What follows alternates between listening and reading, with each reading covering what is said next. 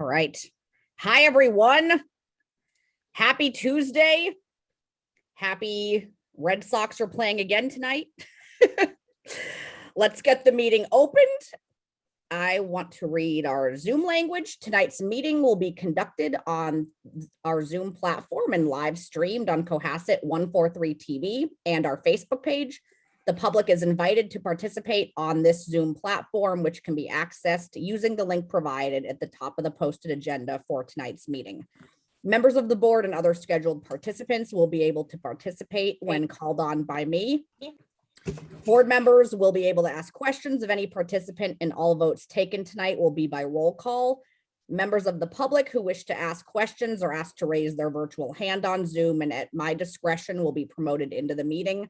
Members must provide their full name and address for our public record. Please note that comments on Facebook are not being monitored, and our meeting is being recorded and will be available for later viewing on Cohasset 143 TV. And on that note, I would like to open the meeting with a roll call vote. Jack Creighton here. Roy Evans here. Haley Dippold here. Diane Kennedy here. Harry Thompson here. We now are going to enter into executive session to take a vote to enter in to discuss strategy with respect to collective bargaining or litigation. If an open meeting may have a detrimental effect on the bargaining or litigation position of the public body, and the chair declares, and I do declare, and we will be discussing Bound Brook in executive session tonight. So I'd like to entertain a motion to enter into executive session. So moved. We have a motion and a second. Any discussion? All right. Jack Creighton, aye. Okay. Corey Evans, aye. Jean Haley Dippold, aye. Diane Kennedy, aye. Harry Thompson, aye. All right. See everyone in the other executive session link, and we'll be back on this link for the rest of the meeting. We are all right. We are back in business. We are recording. Hello to everyone just joining us. We are done with our executive session and ready to move forward with our meeting. If anyone has a public comment, I will be watching out for that for the next few minutes. I know people are just joining us, so anyone who would like to make a public comment, come on in, raise your hand. Please post in the comment box, and we'd be happy to entertain your public comment. All right. First thing on our agenda is some licenses and permits. We have the South Shore Community Center Santa event scheduled for December 4th, 2021. And I believe we are supposed to have someone joining us from that. I'm looking. Was everyone able to see this application in the packet?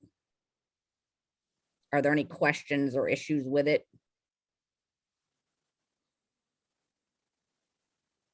No, I think it seems pretty self-explanatory to me too. All right, I'm ready to move forward with approving this. If our special guest is not joining us, I do not see anyone. I'll move that we approve the Santa is Coming to Your Neighborhood program, if I'm reading the right thing, on December 4th, 2021. And also that we waive the usage of the town public property for this nonprofit organization. All right, we have a motion and a second. I believe. Does seem like we have. I'd second. I'm seeing we have a hand up in our attendees too, and I'm trying to promote. Let's see. Yeah, Paula we have and Paula Hannah. from South Shore Community Center. Yeah. I'm trying to get you in here, Paula. Hold on. I don't have, can someone give me power to promote Paula, or can someone promote her? Tracy or Justine. There we go. Yep, so all set. Hi, Paula.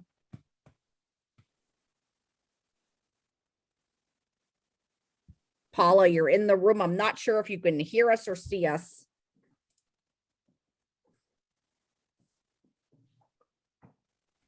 Can Paula? you hear me? Yes, we can hear you. It doesn't matter if you can't see me. No, that's fine. That's fine. We can hear you. How are you? Thanks for coming. Tana, you're in here Great. too. So, and, thank you for waiving the fee. I really appreciate that.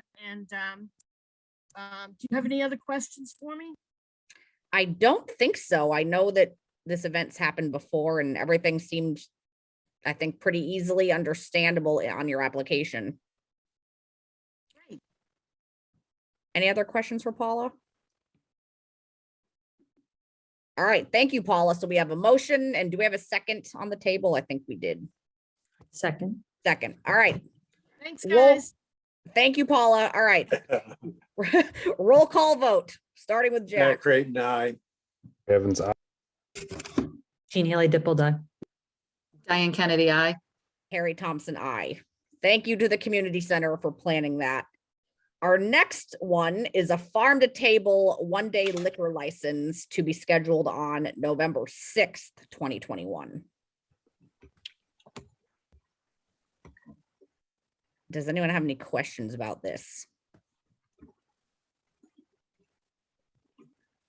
I think the day and hours and everything looks okay. It's an event they have a few times a year, or Yep. I know they had it last year, so yeah, Yeah, I know we've approved fairly regular. events very similar to this before, so, and there's never been a problem. Motion right. to approve the farm to table liquor license for 11/6/2025, 2021. Thanks, Jack. Do we have a second? All right, Second. motion and second. Roll call vote. Jack Creighton, aye. Corey Evans, aye. Jean Haley Dippled, aye. Diane Kennedy, I. Harry Thompson, I.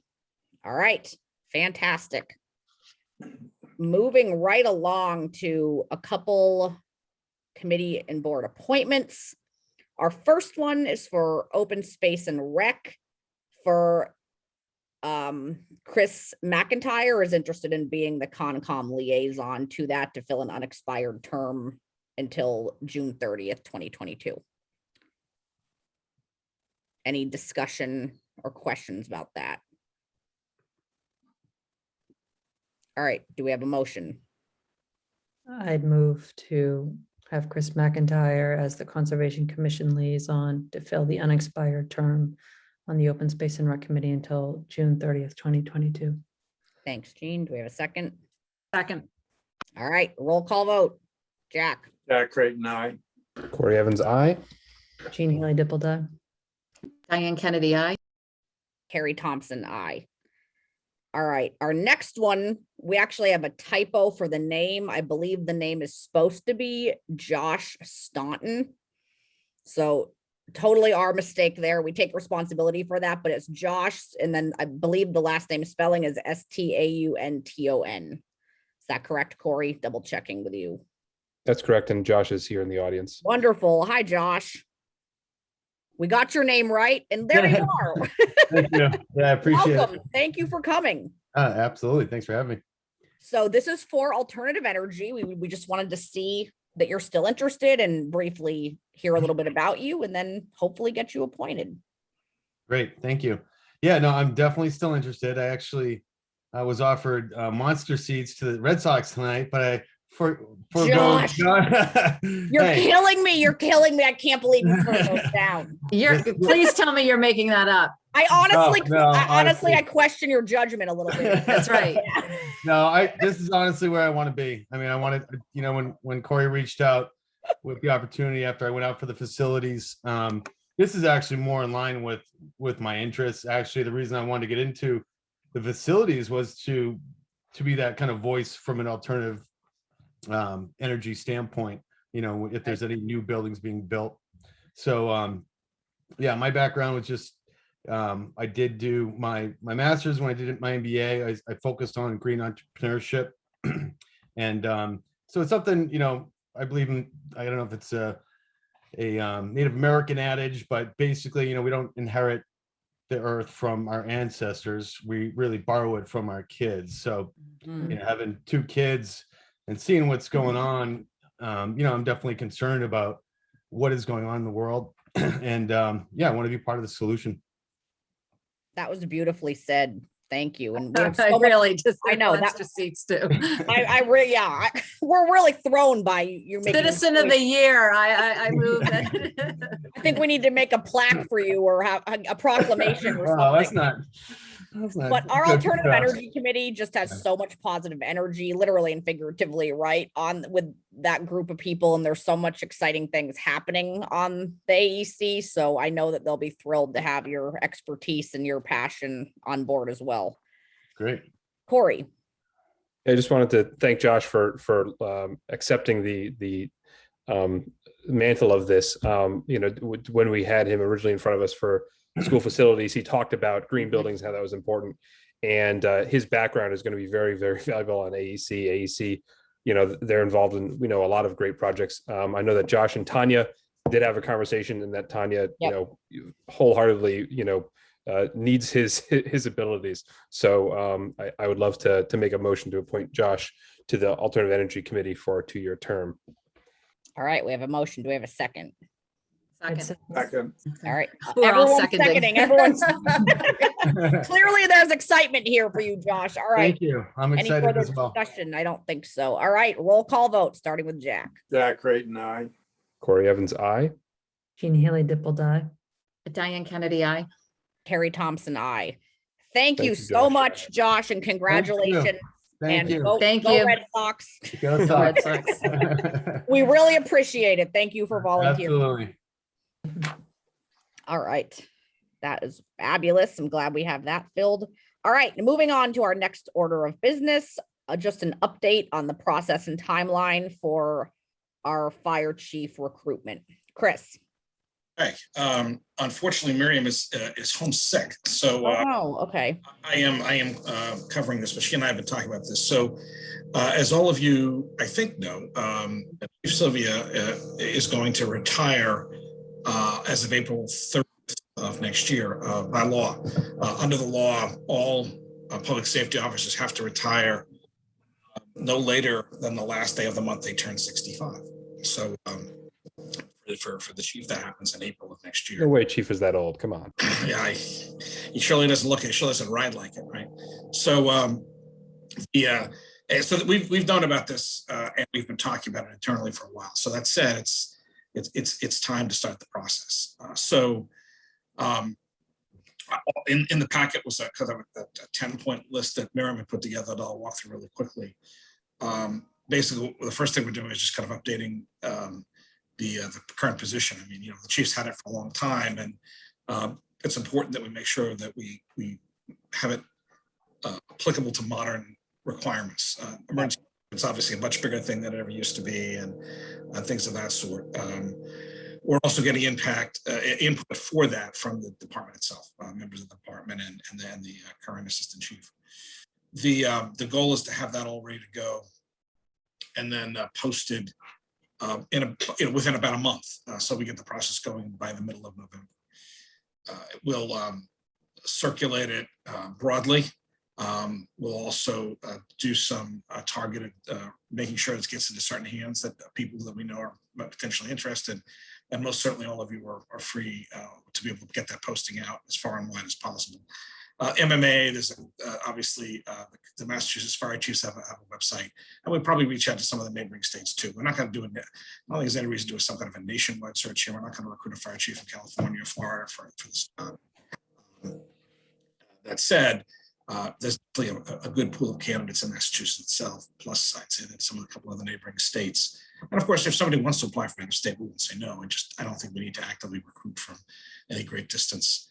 Then we'll do a screening to see what we get after what we get, what jumps up in terms of the criteria we've set, perhaps some phone screenings, and try to get to a pool of no more than 5 finalists. In parallel with all this, we're going to retain an assessment center, a firm that does assessment centers, and what that is a multifaceted review. Usually involves some role playing, some interview exercises, some writing, because at the end of the day, any fire chief should be able to fight a fire and do paramedic, but we really need them to do more. They need to be able to work with boards and committees. They need to be a public presence. They need to be able to command a scene, they need to be cool and controlled in an emergency. I mean, there's lots of other skill sets that need to be tested and reviewed. The skills are something we expect at this, for someone who's going to be applying for a job at this level. So there'll be a first round of screening for the finalists. Then we'll go to the assessment center. 3 candidates out of the assessment center will go through another final round of interviews with top managers in the town. And then the goal is to have someone at the end of the process, which would be hopefully in early spring, ready to recommend. So that's kind of the process. Any questions or? Okay, these are obviously very big shoes that we're needing to fill. Diane, I saw your hand up first. Yeah, Carrie, I was actually going to say, obviously, they're very big shoes to fill in our particular case, but it's also a really incredibly challenging position anywhere because of the requirements. So I wonder, Chris, if you and Miriam have given any consideration to any kind of a professional firm beyond the assessment center, or whether there's a point in the calendar. And you know, I would love to see the action items kind of spelled out a little more clearly with dates, or at least hopeful dates, so that we know. But is there a point at which, you know, we're going to have to think about maybe bringing in a consultant to help us navigate, you know, through like an active recruitment, candidate recruitment? That's a good question. We have talked about it extensively, and you know, I think, you know, Miriam's gone through this in Dedham. I mean, she actually was part of a chief selection process, and the pool is different. And this, you know, you know, there's always a bit of a bottleneck as you go up the ranks, right? There's only one chief, and there's 351 cities and towns. Not just in Massachusetts. There's already been, you know, and Chief Sylvia is very active in professional organizations. That's one of the benefits too that he brings. Yeah. He's very active, and the vibe I'm getting from him and others that in the general network is that there's some candidates that are most certainly looking at this and interested. Because it's a good place to work. It's a great town. It's great resources. It's part of a 4-town consortium for 911. I mean, there's a lot of things that make it bigger than your average 8,300 person community in terms of interest and you know, challenge. And I don't know that we will. You know, again, if we have to, you know, we talked about this, and I was, you know, Miriam had a much more in-depth answer because I asked her to be prepared for tonight. That said, I'm also comfortable that at this point, I don't know that we have to. I mean, we're not recruiting, you know, there's some unique, I mean, firefighting is firefighting to some extent, but there's a lot of unique characteristics to Massachusetts, the way that the union environment that we're in works. And having someone who understands that is really helpful. You don't want to, you know, there's just a certain way of the business is done and people interact, and Chief Sylvia's retirement is not a secret, right? So there's, you know, he's letting people know that too, and again, I've gotten some feedback that there are most certainly some very qualified people out there who are considering it, and that includes potentially chiefs in other communities who might be looking for something a little different. I think having the money spent at an assessment center, you know, to really evaluate candidates in a way that, you know, I can ask good questions and Mary can ask good questions. I want someone who knows the fire world, who can really design, really get some good feedback for folks. Did we lose? No, I guess not. So Okay. That's really important. I think it's really an important thing to have at the table on this. So does that kind of answer your question? Yeah, no, and I think that process is what I think it was more of, are we going to be able to get a quality pool of applicants to begin with? I think, was that what you were asking too, Diane? Like, do we think we're going to need wider recruiting efforts? But it sounds like we can see how it goes. And if we need to branch out and get more applicants, we can cross that bridge when we come to it. And there are some firms that do recruiting locally that are very plugged into the region and the state. And I know we can reach out to them if we need to shake the trees. Okay. At the same time, I said, you know, the chief's reputation is pretty broad in the firefighting world, and he knows a lot of people. I think his own network is gonna work really hard at this. And by the way, you know, there's a flip side of this too. It is a hard thing to follow someone who's been as successful. It is. So long. And again, I want to be honest, we're not going to have another Chief Sylvia. I mean, they broke the mold with Rob, and he's been a wonderful person to work with and to be a friend of professionally. At the same time, someone who's so immersed in a mesh in the community like me, he is Cohasset, right? Those kind of fire chiefs don't exist anymore the same way. People don't grow up in town the same way with that kind of background. He was a football coach, and and you just don't find people like that today. It's just the world doesn't work that way as much. Doesn't mean that the local candidates aren't critical, and I expect they very well may be. At the same time, I think there's got to be a good pool of candidates. I'm quite comfortable. All right, Jean and then Jack. So my comments are probably echoing Diane's in terms of, I think not only would it help to have more specificity in the steps taken, but I think also more check-ins to ensure with the select board and other members of the community to ensure that this is a collaborative process. You know, one thing that may help from the start, given how difficult it is to, on one hand, replace Chief Sylvia for all the reasons you said earlier. And, you know, Chief Sylvia, we love you. And so it is going to be very difficult. But on the other hand, try to find the right candidate for the future, where the future does hold, you know, challenges, right, that relate to everything from trying to figure out how to address sort of the continued issue of how to access Cohasset at various points and working with regional partners, and the looming question of a public safety facility, and, you know, how that's going to flesh out. And so we may want to think about those issues as we think about a candidate who is not only very proficient at fighting fires and has great community leadership skills, because the fire chief is such a prominent figure within Cohasset, but also has some of these additional things that may be a little bit unique to Cohasset. And so I think fleshing out, for example, the first step of, well, what's the position description, and getting some more input there from, you know, making sure that we're all on the same page about who is the ideal candidate that we're looking for. And that person may or may not exist, but I think that that's one.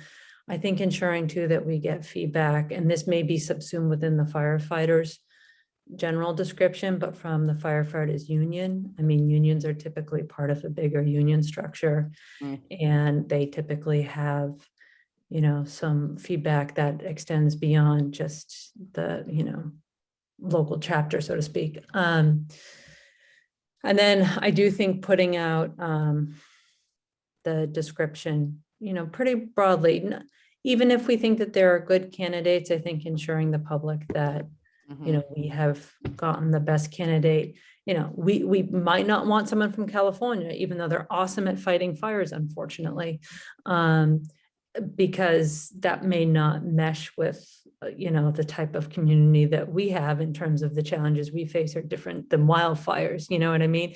But so I you know, I say that tempered with, we shouldn't go wild, but I do think that we should make a significant effort to reach far and wide.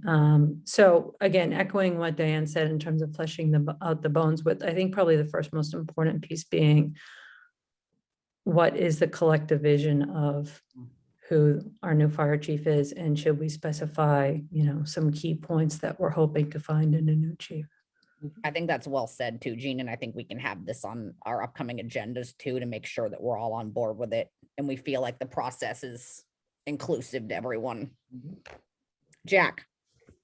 Yeah, I think it's very important that we have a top-notch, experienced professional evaluation firm assisting us in this. And I think our part of assisting that is to give them some pretty clear guidelines. I think what we want to avoid is there's been some pretty nasty fights over some of our other professionals in the hopefully fairly distant past. But I would think we want to avoid that. We want to avoid having local favorites and politics get involved. It was very, very divisive a number of years ago. So we want to stop that.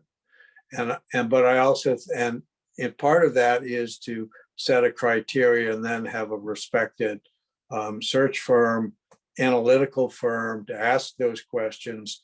And it's very easy for us to think that we'll know, but a firm that does it day in and day out, they know the questions, they know the ways in which questions can be answered well and how questions can be avoided. So I think, and I do think we are having a consensus that we are going to need a professional search firm, if you will. Okay, I agree with that. And that does seem to be the consensus. So Chris, just briefly, what is the next step for this timeline here? Well, it's to polish up a job description. Okay. And again, what I would ask for all of you to do as homework is to give me, what is the five of you in particular? What are the top, 5 things you're looking for in a chief? Because that would be really helpful. Because I agree, this is a collaborative process. It's my obligation under the Town Manager Act to present the candidate that I deem best qualified through a process. That said, it's a deliberative process. It's a collaborative process, right? Because we've had some really excellent successes the last number of years, and I like to continue that streak. And this is one of those positions where the board has a vote at the end of the day, right? Recommendation, and you all have to ratify that decision and approve a contract. So it is important that I know where you all, what you're all looking for. I believe that we're all actually seeing the same things, and I agree that I'd love the chief to stay as long as he wants, right? There actually is a provision of the law that you can petition the state to extend someone's contract beyond 65, and he's looked at me like that he would literally escape to another foreign. We'll never see him again. Yeah. So, respectfully, this has been a very difficult year. He's done an outstanding job during the most professionally difficult period for a public safety official, and he's earned his retirement. And we have time. We have time to manage the transition. So again, if all of you, I would love like a top 5. You can go longer, top 6, but at least like a top 5 thing if you're looking for that. Mary and I can kind of work with. So that's we'll get something shared before the next meeting, and we can talk about the job description and what we're looking at. And I'll also circle back on search firm and again, the assessment centerpiece, the evaluation of candidates. There's not always a perfect mix between recruitment and assessment. There sometimes, but there's not always. So we're looking at both of those pieces. Of one firm, that's great. And if we have to have 2 different consultants, then we'll do that too, because the assessment centerpiece is a really important tool, and I do want someone to come in to do that who's done this in other places and can bring, as Jack said, other expertise to it, so we can get the best candidates, best candidate evaluation we can. Okay, so that's everyone's homework. Did you hear that? To send Chris 5 or 6 or a list of qualities you want to see. Jack. Just to clarify the process, is the process that the town manager selects candidates and brings them to our consideration for vote? Under the act, I'm supposed to present you a candidate at the end of the day. Again, having feedback for the board. Just yes or no, is that the process? Yeah, okay, yeah. So I'm going to bring you I'm going to bring you a candidate at the end of the day. That's the plan. The process is going to include all of you during it, right? Right from the beginning. What are you for? What are we doing? And there'll be opportunities. Again, there'll be opportunities for other public input. We don't have anything locked. I mean, I can have a couple of candidates at the end. When I was hired, there was multiple public opportunities to interact. So I have no problem, working something like that in where we could have kind of an open house or something with a couple of finalists. Again, that's something we can develop together collaboratively over the next month or so. I don't want to interrupt, but I just want to clarify that. So what you're pledging to the board and the town is that you will, as opposed to saying, well, this is my candidate, vote yay or nay, you will have an open collaborative process and involve people, in the selection process. That's I'm just absolutely. At the same time, though, yes, okay, and Thank just you. to clarify, Go ahead, yes, Chris. and I have an obligation to submit a candidate at the end, not a pool. Okay, it's my obligation to give you a final candidate. To get to that point, I need a lot of input from people, and that's what we're going to do. So, yes, and Okay, Diane. No, I was just going to clarify that too. There's the process of selection, but ultimately Chris's obligation per the Town Manager Act is to present a candidate to us Mhm. to affirm, hopefully. So that's it. So we That's look what I forward to wanted it. to, that's Yep. what I wanted to clarify. All right. Are we all on the same page now? Everyone's gonna do their homework. Send your top traits, personality traits, qualities to Chris. And also, what you think the challenges are. I mean, I think it would be really helpful to hear from you what you think the challenges and the opportunities. One of the things we're looking at is just how we recruit firefighters, right? We're already in a 4-town collaboration on 911, which is really exciting, and it's been, I think, a great bonding tool for Hingham, Hull, New Orleans, Cohasset, and there might be further opportunities. So again, I think having an ability to think outside the box and think regionally and try new approaches is really critical for someone coming on board today. As someone who's not afraid to try something new and creative, and also as someone who can really command respect from their past action. Someone who has a history and say, yeah, I've done it, I've been successful, I've done this. Not necessarily as but it's at a high enough rank that they've had some significant experience. It could be in a much bigger department, right? I mean, in small departments like ours, there's not, there's a chief, and then there's shift captains, and then there's an assistant chief. In a bigger department, you might have somebody who ran a whole unit or something. Right? So, but again, so if you can get me that would be great. You can just give me points or paragraphs, whatever works, and we'll circle back in a couple of weeks. And again, I think we'll set up a check-in too, like how often we should give regular updates as to where we are and what's happening. And I agree. And Miriam and I'll circle back and turn this into a little bit more elaborate looking proposal. So, but I started. I mean, we have a little time, but we need to start the conversation. So thank you. All right. No, and I'm glad we're getting it on this agenda. Now we'll have it on future agendas too, as we're going through the process. All right. Any other questions about this? All right. Moving on to our field study update.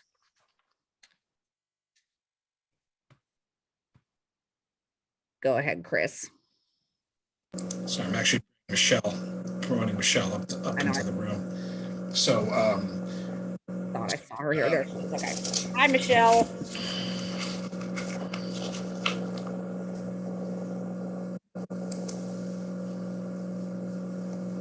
Michelle, I don't know if you can. There she goes. There you are. So an update on the field study. We have had about 3 meetings so far. And included in those meetings are the rec director, the school business manager, the athletic director, facilities director, and myself. We've identified some areas of improvement for recreation as well as current needs. There's been some healthy discussion about what the future lies and where we need to head with this. So we reached out to Activitas, which is a civil engineering group that works with several local communities and has done several fields in the state of in the Commonwealth of Massachusetts. They sent us a proposal, which I believe is in your packets. The proposal highlights everything that I think we want accomplished, which is to assess all of our current fields and then also look at our enrollment numbers and participation numbers as they're projected out for the next 5-10 years and make a recommendation as to what our future needs are in terms of fields or additional recreational activities. It may not be fields, it may be something else. The proposal they put together is $39,800. This is not something that needs to be procured. Contracts with engineers and related professionals do not need to be procured. So we can move forward with this quickly if you accept what this proposal is offering. We've worked with Activitas in the past. They're the ones that actually came out and gave a full assessment of the Bancroft tennis courts and what needed to be done there. They've really been a great partner. Anytime we've asked a question, they provided something to us. They know the community fairly well. And I think they would do a great job at giving us exactly what we need. We've also shown them some town-owned land that we have that could be developed in the future. And they're excited to dive into that after they see the participation numbers. Mhm. So I think the direction that I would like to see this go, so we could get this done quickly, which would take approximately 6 months. An expedited version of this plan would be 4 to 5 months. So if we were looking for something, to present at annual town meeting, perhaps we would have something done the end of February, beginning of March. But I think this is a great proposal and would love to move forward with it. Okay, and I like that timeline to have something on the calendar for town meeting. And we obviously know this is a really important subject.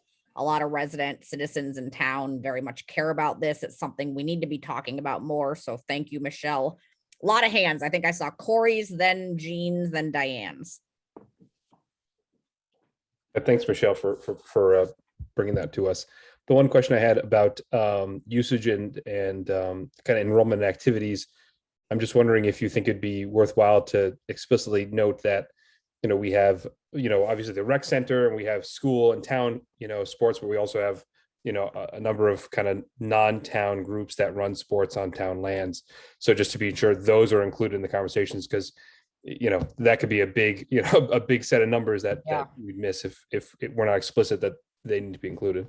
Sure. And actually, Ted did send out a Google survey to many of the youth groups for participation numbers and feedback. And the athletic director provided the same, his participation numbers, the number of hours used on each field. So we do already have a lot of that information compiled, which will make this process even more streamlined because we have a lot to hand over to the engineers. Okay, Corey, do you have a follow-up, or does that answer your question? Okay, Jean, go ahead.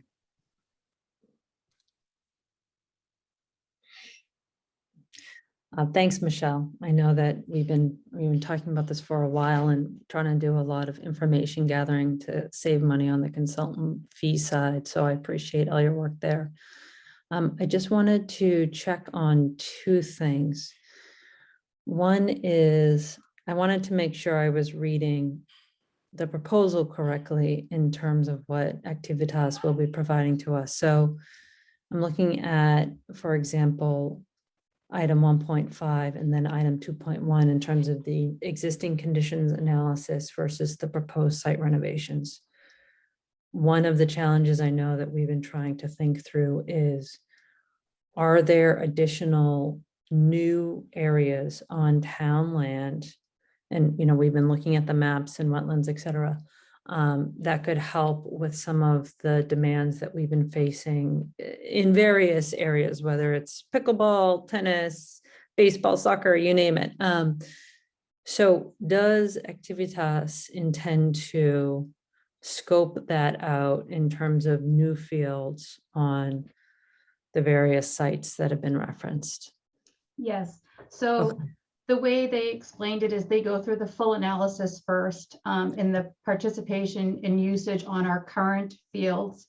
Okay. And then they determine based on a projection model if in fact new fields are necessary, in what fields that includes. Is it baseball? Maybe it's pickleball.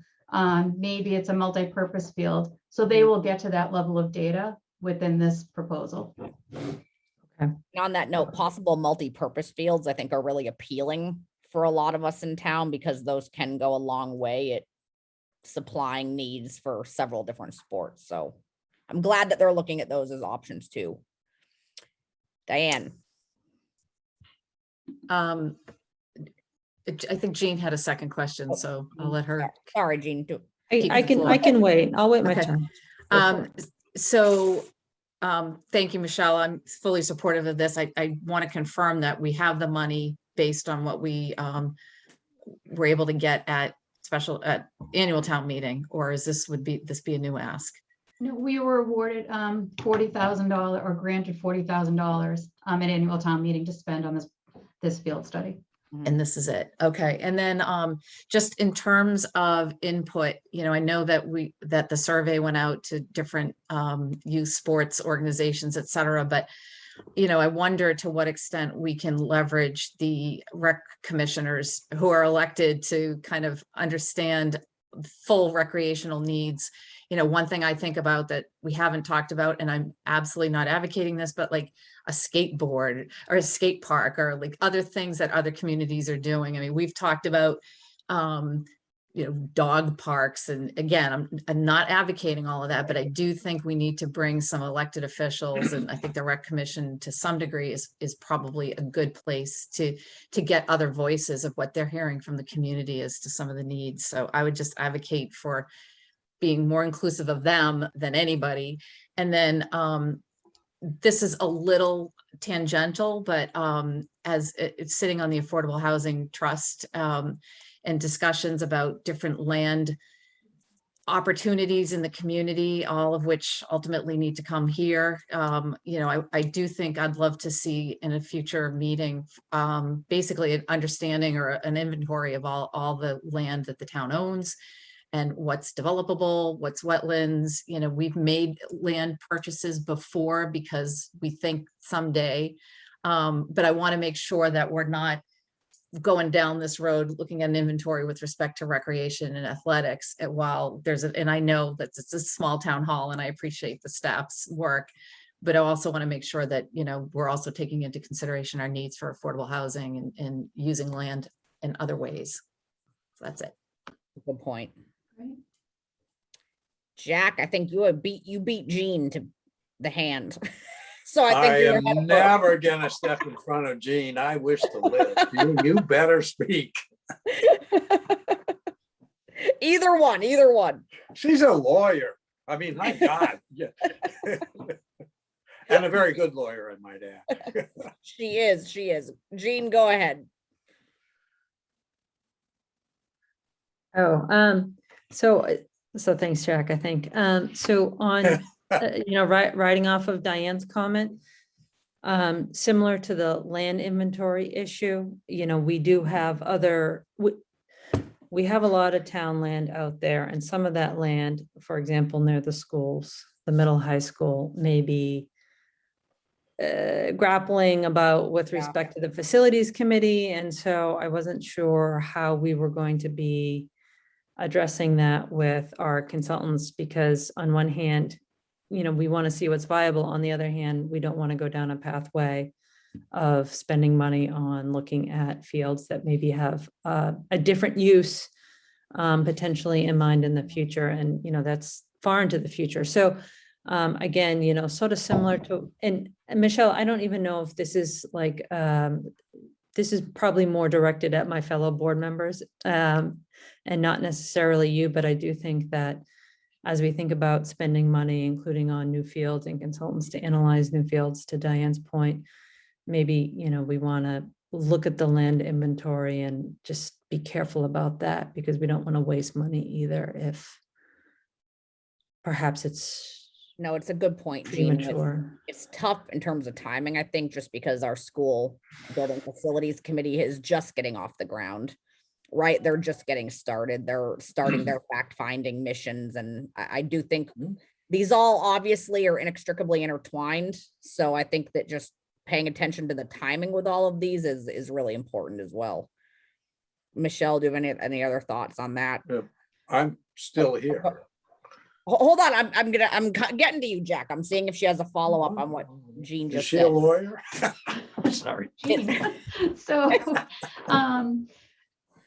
we did have conversations amongst ourselves with the business manager, the athletic director, about how to proceed with this, knowing that the school facilities building committee has just gotten off the ground. And we are going to take a cursory look at all of these surrounding areas of the school. But we're not going to have a sole focus on those areas. We're going to focus on other areas in town. And Jason Federico has done an initial pass on all town-owned properties. Mhm. He hasn't really dug in as to wetlands and the other possible opportunities that could be built on these town-owned parcels. So he does have to dive in deeper. But the idea is that we aren't going to focus on the areas directly abutting the schools where a facility could be moved to within their property. Okay, thanks for clarifying that. All right, Jack, you're up.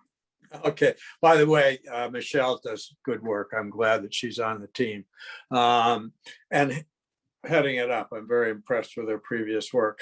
I think what we need to do is focus on what is the need and what caused this to be kind of a town-wide issue. And the need is that we have more demand for use of our playing fields for all parts of the town than we really have. We're running some shortages and some scheduling issues. So I think the idea that we would look at all potential town land or potentially land that might be donated and do an inventory.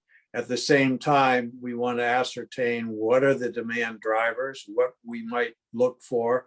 And in the same way that we don't want to see where the puck is now, we want to see where the puck is going to be later on. And I think that that's very important. And that's kind of what I think people voted for when we voted for this study. And there is a need, and there will be a greater need. And we want to avoid type of these battles that we're having going on, some of people battling over usage of fields. So number one, we want to make sure that we see what is the sum total of potentially available lands. I like, Michelle, the point of pulling out things that might be used for expanding schools, but overall have an inventory and match that up with the need, and then we'll be able to come to an intelligent long-term capital solution, because we really do need more playing fields. That's a good point, Jack. I'm not used to you making sports metaphors too. That was very apropos. Your hockey reference, Jack. Well, I know, everybody knows that one, but It was good. it is true that I played starting center at a Patriots game. That is true. It's a little intricate. I'm sure but that's it is true. a story I want to hear about at another time. I do think, hold on, Corey, I see your hand up too. I do think Diane made an interesting point though, almost expanding this definition to a broader definition of other park options. And I don't know if you were trying to open that can of worms, Diane, but now I'm thinking, are we also considering, like a skate park or a dog park or those types of things in the broader definition of what we're defining a field to be? Yes, that was identified by Open Space and Recreation. Okay. At a couple of their meetings, the need for skate parks and other things outside of the traditional fields. Great. I just So wanted to clarify that. We will be Okay. looking into that. Right, Wonderful. Right. Okay. Corey. Yeah, I'm not exactly sure how to phrase this, but just it's important to think about kind of the fields and the schools kind of holistically. And I think the point has been brought up, let's avoid spending a lot of time and effort on fields that may be used for schools. But it almost occurs to me that that's really important to do, just because there may be fields that we realize we can't relocate. There may be fields that are used today that if we then put a facility on, we actually don't have the space for to relocate somewhere. So I also want to just, understand that, as we're analyzing all these different pieces, there are a lot of balls in the air, and we shouldn't kind of blind ourselves to one thing or another, running the risk of, finding ourselves in a place we can't get out of. So, that's, just wanted to kind of bring that to mind as we're thinking about avoiding certain areas. Really, there are probably going to be great town areas for facilities that aren't great for fields. And then maybe that would lead us in a direction versus areas that we find are great for fields that we may want to use for fields or parks and not for buildings. So. Thank you, Corey. Diane.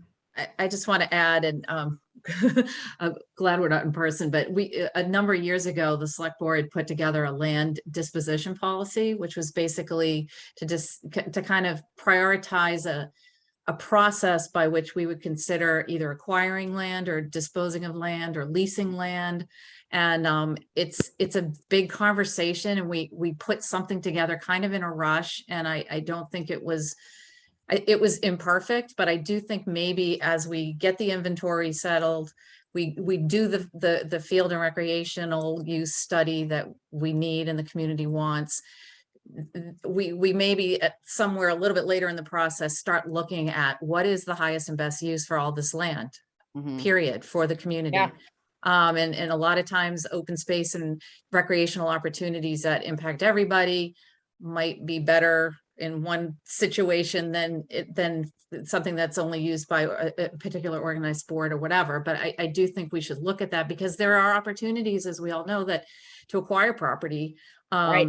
And those usually they don't get socialized publicly till we're well along the way in terms of a real estate deal. But anyway, I just think we should revisit that so that we're Mhm. clear and on the same page about how we want to approach any kind of opportunity with land. I think it's a good point. And you brought up things like affordable housing, Diane. It's, certain spaces might be better for that rather than a field. It's like looking at this holistically is really important. And it seems like we're all in agreement about that. All right, Jean. Yeah, and Corey, just to clarify, the discussion, at least the one that I was a part of earlier, was more about, do we spend the money on creating brand new fields in certain areas, let's say behind the high school, or tennis courts behind the high school, where there's sort of a question mark. But I take your point about taking away fields that might not otherwise be able to be relocated if we put facilities there. And so there are a lot of moving pieces. And another moving piece that I should add in, just for everyone's clarity, is zoning and how land was provided to the town. For example, if it's been donated with certain restrictions on it, which some land has been, which is a consideration one way or another, as well as, Diane, to your point about affordable housing, maybe, land doesn't perk, so you can't build there, but maybe you could do a field. So it's a little bit complicated, but I think it's a good idea to revisit the land disposition policy, particularly given things swirling out there at this point. And it's also, I think, a good idea to have a land inventory analysis, just so we all know various land we're talking about, because different land also has, again, different zoning on it. If you're on Right. school property, there's different zoning laws that may apply as compared to, and this is for the town too, as compared to other town-owned property. And so anyway, it's just, I think more information is probably better. I agree. All right. Any other thoughts on this? Any other final thoughts that you have, Michelle? Do you need a vote that we would approve this this Yeah, contract? that was my Chris? next question. I don't know that we need a vote. It's a proposal like any other proposal that we receive that the town manager typically signs off on. So Okay. I just think if you're in favor of it and moving this forward, we should execute the proposal and get started. I'm feeling like we're all in favor. Corey's giving a thumbs up. Okay, this is exciting. Okay, thank you. Can't wait to hear an update soon. Thanks, Michelle. Thanks. Thanks as always, Michelle. Thanks, Michelle. Well done. All right, moving on to some special town meeting articles to review and vote on. Chris, the stage is yours. I'm going to share my screen and show everybody the warrant. And actually, wait, let me just make sure that Don and Paula have joined us. Paula's not up there yet. All right. Well, Don should be joining us momentarily. So the advisory committee met last Wednesday. They reviewed the draft warrant and they voted unanimously to recommend the first 4 articles to town meeting. And those are the ones that are on tonight for your for consideration for voting. They did review the Rice lot, but that one piece of land that we talked about accepting as a donation, they didn't vote on it yet. And actually, Paula has a little twist that she needs to update us on tonight about that lot. And then I have a draft article as well for consideration that's new, that just is for your consideration, that would that goes to the issue of leasing the ball fields. But let me go back to the start of this. So are you with us, Don? So I'm here. All right, can you see? I'm assuming folks can see. Yep, we can see. All right, let me blow it up a little bit so it's easier to see on the screen. Is anybody else getting weird Yeah, noise? I weird was just gonna feedback? say, Chris, there's a little bit of weird feedback coming from your sound, I think, like some type of echo. Well, I will speak little. I don't know if it's your headphones or what, but it's something weird when you do start talking. I'm not sure what's happening.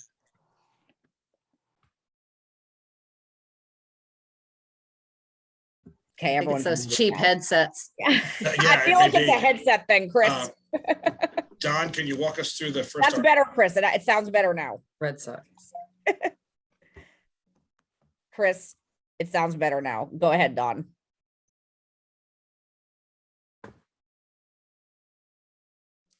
You're muted, Don. Yeah, Don. Sorry, I couldn't. There we go. There we go. Connect. Second night in a row I'm on Zoom and I couldn't connect through my laptop. So trying to navigate through the phone. That's all right. But- We see you. All right. So Article 1, amendments to the fiscal 22 operating budget. The first three line items relate to adjusted debt payments. So I'll walk you through each one. Title 5 Betterment Fund. During fiscal 21, all three of these items were essentially issued. We've been carrying a number of loans short-term that were approved over the years, and we finally reached a target amount of borrowing that would allow us to issue long-term. So we've been carrying a bunch of figures within some of our forecasts and within various funds to pay for this debt once it came and became long-term borrowing. So the first line item, Title 5 Betterment Fund, a few years ago, we had borrowed 150,000 short-term related to our Title 5 Betterment program, where residents can come and apply for connections to either the sewer line if they don't have the funds to do so, or if they have a failed septic system. So essentially, we've spent the money. We've received a permanent financing schedule, and now this $8,300 we'll expect to have over the next, I believe, 20 years, which will be paid by Betterments. So this will be on our forecast going forward and factored into our annual debt schedule and financing sources. Same thing for the next item for the Capital Stabilization Fund. Same thing, these are a number of projects over the last 2, 3, 4 years that have been authorized. We've rolled them as long-term borrowing. We've spent the funds, and now we have permanent financing schedules that we are paying over 5 years on these. The $459,000 has been factored into the capital stabilization forecast as we've planned capital budgeting for the last number of years. So everybody's aware of these payments coming due. We just received these permanent schedules in June when we issued the debt. So we weren't able to factor these into the 22 budget for annual town meeting. So that's why we're coming here to propose these adjustments. And then the last item relates to our private road betterments. Back in special town meeting of 2017, town meeting authorized about $500,000 to allow for private roads to be updated, be fixed. The town would pay for that and then allow residents to pay back over 10 years.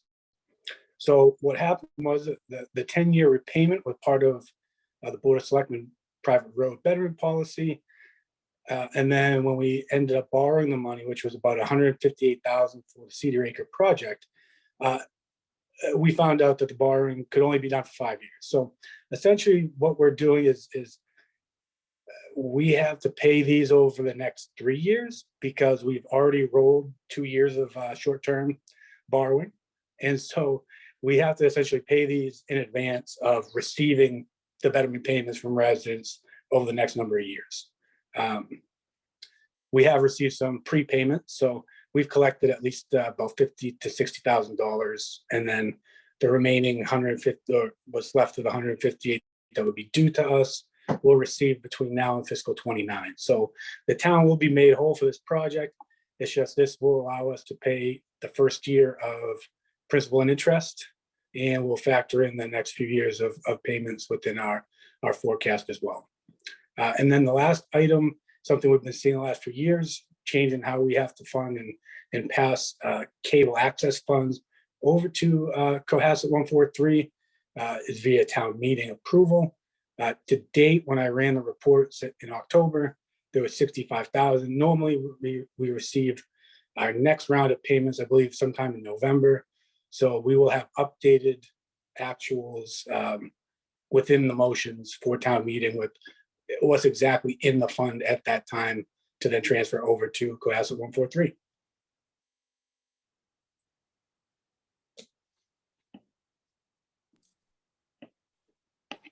All right. Thank you for that explanation, Don.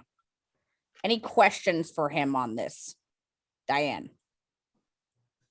I actually have a question for Corey, if he would be willing to answer it, just in terms of the cable access money. I know there's a timing issue delay. Does this get us right, or how is this going to be addressed in the future?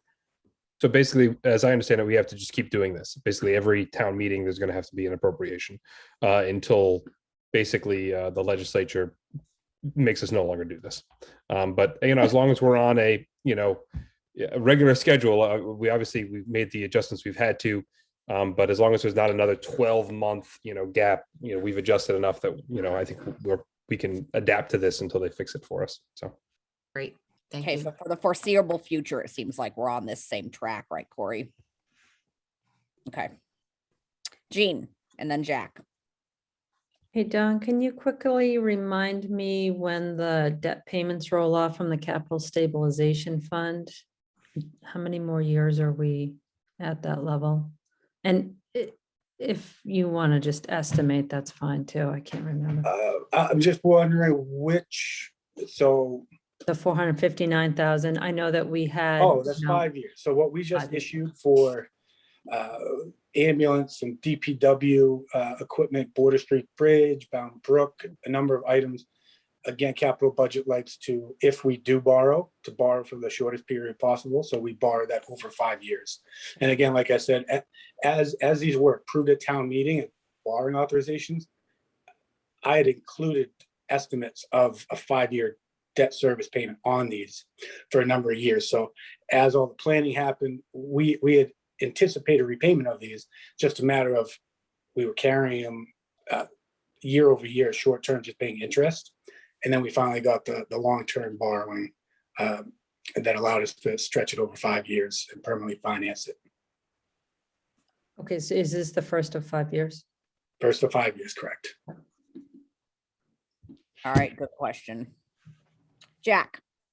Yeah, I just wanted to add some insight on the cable television issue. One of the things, that whole thing, we a couple of years ago moved to make sure that 143 was assured of their funding, so they didn't have to worry about it. So this is just an assurance to 143 that it was a complete pass through of their funds. Just a clarification.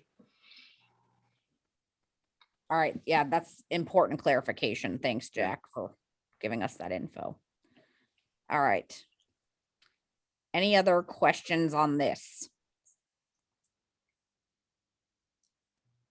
Chris, do we want to vote to approve? Well, and my recommend? recommendation, I get the advisory committee's voted 6-0 to recommend. My recommendation is that you vote to recommend. Okay. Do we have a motion to vote to recommend? Yes, Diane. Yep, I move that the select board recommends Article 1 amendments to fiscal 2022 operating budget as presented. Do we have a second? Okay. All right, any Second. further discussion? Seeing none, roll call vote, starting with Jack. Jack Creighton, aye. Corey Evans, aye. Jean Haley Dippledy. Diane Kennedy, aye. Carrie Thompson, aye. All right, first part of the warrant is going. Congratulations. Yay. Okay. Let's go on to Article 2. This is less fun. So these are 2 unpaid bills, actually more than 2 hiding under that. The first is for disposal of oil at the DPW facility.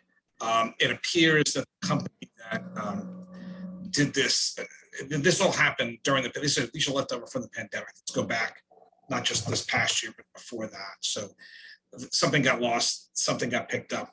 It's only $595. I wish we didn't have to do it at all, but that's what it is. Am I speaking that right, Don? That is correct. And the FR Mahoney, I think, is a little different. That Yeah, FR Mahoney, 9 invoices essentially totaling the $5,900. The dates range more recently from probably December of 2020 to April. FR Mahoney basically maintained the grinder pumps, and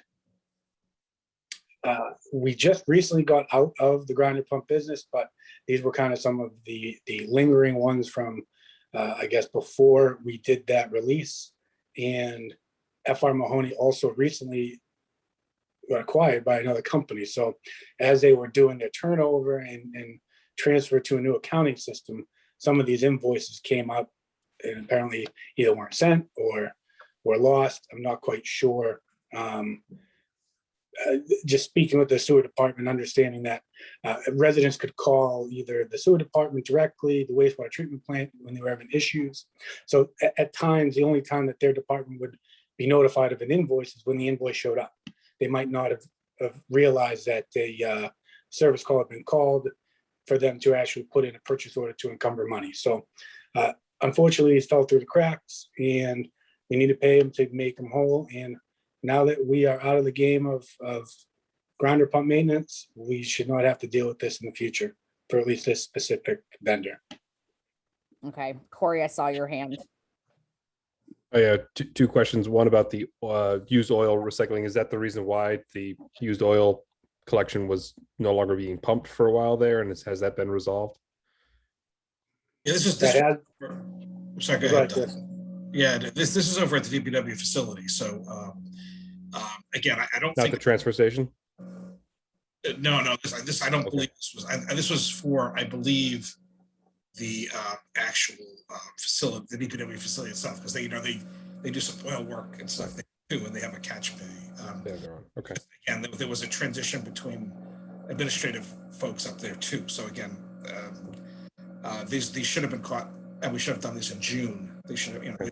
they go back before that. So. And the sewer money that comes out of the enterprise fund, correct? That's just, we just have to appropriate through this process. Yes, Okay. yes, the sewer money comes out of the enterprise fund. Gotcha. Thank you. Okay. Yeah, no, this seems like one of those things that we just have to deal with. I don't see any other way out of this, but just getting through it, like you said, Don. Any other Absolutely. questions about this? All right, do we want to vote? Mr. Senior, do you recommend? So the advisory committee has recommended this to town meeting by a vote of 6-0, and I would recommend that you make that same recommendation. All right, do we have a motion? I move recommend Article 2, unpaid bills from previous fiscal years. Second. Second. All right, any further discussion? Okay, roll call vote. Go ahead, Jack. Jack Creighton, aye. Corey Evans, aye. Jeannie Haley Dipple. Diane Kennedy, I. Carrie Thompson, aye. All right, we got that done. Moving on to 3. You want to take this one, Don? Sure. We got 3 OPEB trust. So in line with the select board's OPEB trust funding policy, the $350,000 is the second installment for fiscal 22, which reaches our fiscal 22 funding goal of $530,450 for fiscal 22. So just for a little background, if some members aren't aware, a couple of years ago, select board approved this funding policy for OPEB, essentially starting at an annual contribution of $500,000, increasing 3% per year, among some other items in the future when our pension is essentially fully funded. But this policy allowed us to do this the best way we felt comfortable doing it. So we fit some money into the annual operating budget. This year we transferred $180,450 And then the remaining catch-up payment, essentially to make us whole and to reach that funding target, is done with special town meeting free cash dollars. All I right, move to recommend approval of Article 3 stabilization funds, the 350 of free cash deposited into the OPEB trust fund. thanks, Second. Jean. We have a second. We have a second. Any further discussion? Do we want to hear what advisory voted? 6-0. Advisory voted by a vote of 6-0 to recommend, and I recommend you make the same recommendation. Good sentence, good sentence. Making sure we get it right. All right. Roll call vote, starting with Jack. Jack Creighton, aye. Corey Evans, aye. Jean Haley Dibble. Diane Kennedy, I. Carrie Thompson, aye. All right, good work, team. Next one is Article Oh, 4. Jean, do you have a question? Quick question. How many people are on the advisory committee? I think there's more than There's, 6. right? there's 8. Yeah, there are 2 people could attend. I thought that seemed Actually, light. 9. There's still a vacancy. So they're working with 8 at the moment. 2, I think somebody, there were 2 legitimate reasons for not being able to be there. Rob Hellman was, I think, traveling. His first time away in a long time, and I forget it. I think it's some personal. I don't need specific Yeah, reasons. good question though, Jean. As a That's- former so- It member. seemed like a small amount. Yeah, it was only that 2 people couldn't be there. So everyone who was there voted. Okay. Okay. All right, so this is Article 4. This is the one-time costs. This has changed a little bit from the first time we talked about it. There's 5 projects in here. The first one is setting aside funds for the town hall project in the amount of $750. The second is setting aside funds for the school facilities committee's work at $250. They meet a week from tonight, and actually Michelle's going to be presenting to them about a project manager. And I know that they did a field trip this week, so they were doing a site. Some of them were doing a site tour of some of the buildings there, so they've jumped in. That said, they have a lot of work still to do just to get themselves on moving down the path. And I expect there'll be more funds needed for this. But this should be enough to get them at least through the spring. The next 3 involve various projects. The first is consulting services for the zoning study. This has been in there before. This is $75,000 towards that study. Unfortunately, the town did not receive the grant we had hoped for the other 75. So we met internally, and I think we have a different pot of money we could take if from rather than having to go to town meeting, and we'll be circling back with all of you on that in the next meeting with a series of other recommendations on some patches. So this would be the 75,000 that would be the expectation is going to cost between 125 and 150 to get the full zoning analysis that everyone's looking for. The next one is cemetery records.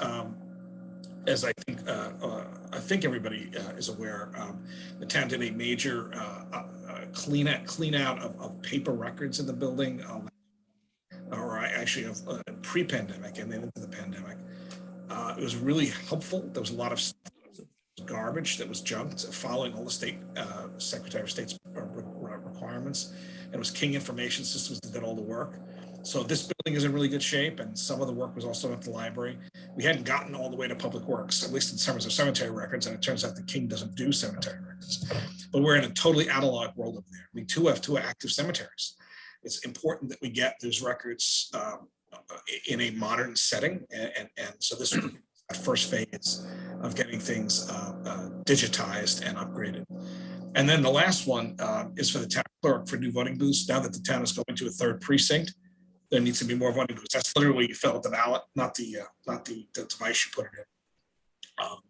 The town actually has a 3rd one of those, and we can actually borrow one if needed to supplement in the spring. It's likely that annual town meeting they'll be required to buy a new tabulator.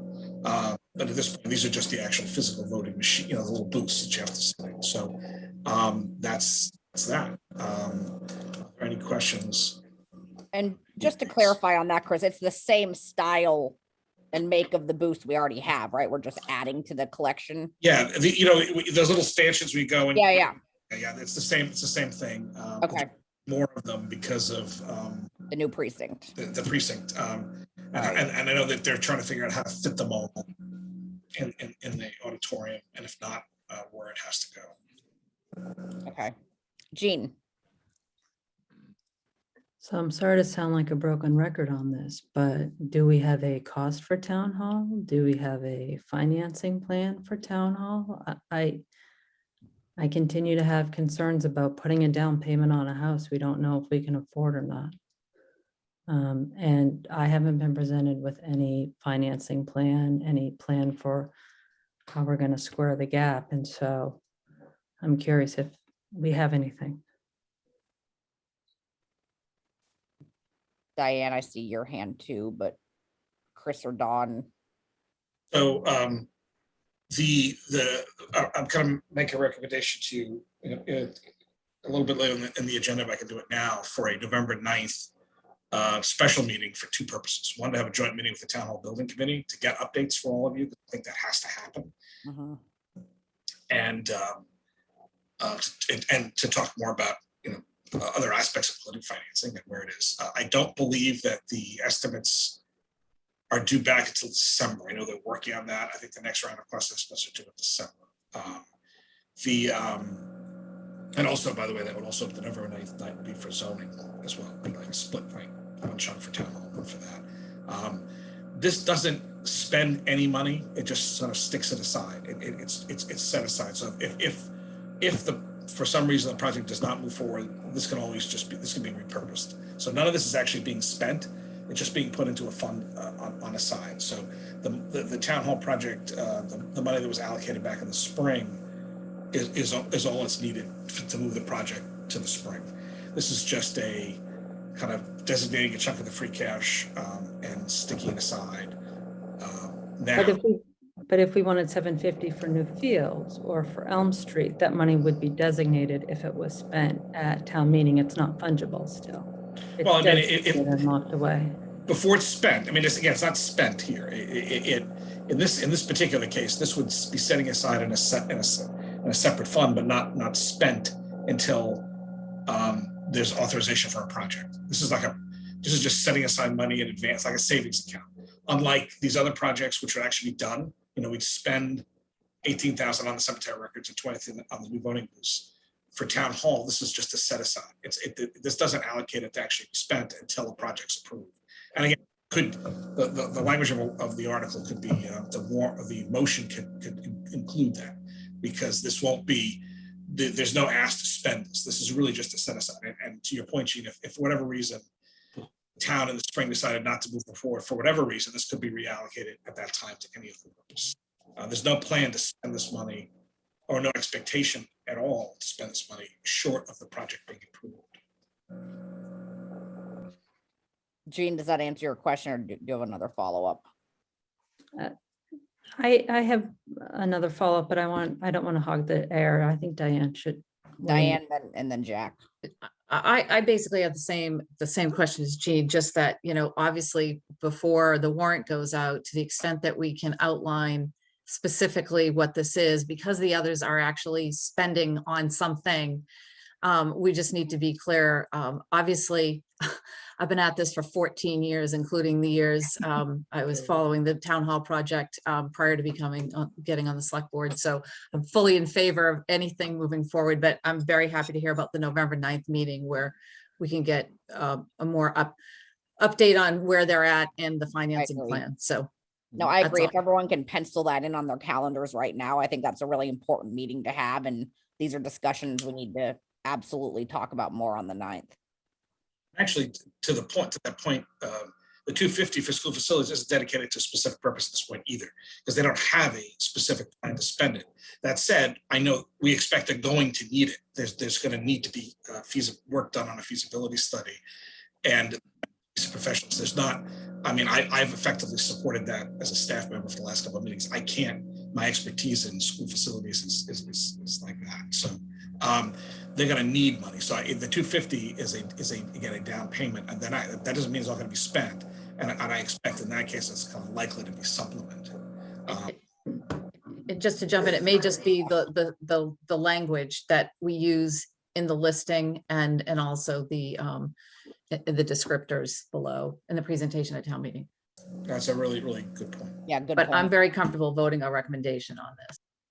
Okay, thank you for clarifying that, Diane. Jack? Yeah, I think that was a very good point. The issue that we're up against with the town hall funding is that we don't really know what it's going to cost. And there are some other potential financial liabilities in the future that we may have to face. And it's hard to come to terms with this when we don't really have a firm thing. Now, I attended a good portion of the town hall committee meetings. And by the way, they did an excellent job. They addressed these, but they did it on a conceptual basis. And now I think what we really need to do is we need to see a hard, clear way of what we're going to have to pay and how we're going to fund it, because it's starting to compete with other town priorities. And it's kind of hard to balance everything until we have hard figures and some really hard things. So I think the November meeting is a very good step forward. And I would strongly urge that we nail this thing down. It would be a shame to lose a good project like the town hall because all the work that they've done, and we haven't pushed the financial ball over the line.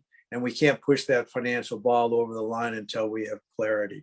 So I think Jean's point about we need clarity is well taken. And I think as a select board, we need to figure out a way to get it done. And I think the November meeting is a good start. And I emphasize a good start. Thank you. Okay, so, and Corey, I see your hand. Are you two saying you don't want to vote to recommend till after that meeting? Or would you be okay with voting on this tonight and then still having the November 9th meeting? I'd vote for, as long as the point is made and we're moving forward Okay, and we know we need to do, I'm prepared to vote for this. I Okay. don't want to all right. hold it just up, checking. but I Okay. think we need to Okay. know that this needs to be done. No, I agree. And I think we should all be agreeing right now to doing this meeting on the 9th, because I think we Yes. all clearly want to be talking about this more. Corey, go ahead, then Jean again. Yeah, I mean, in the past, there have been, to this board and also to the town hall building committee, presentations about how financing and how funding this project could work. And part of those presentations, if people don't remember, was to do our best to be fiscally responsible ahead of time. That way we can get ahead of things. If we can get ahead of certain costs, there's certain costs we don't have to finance. So this is part of that strategy.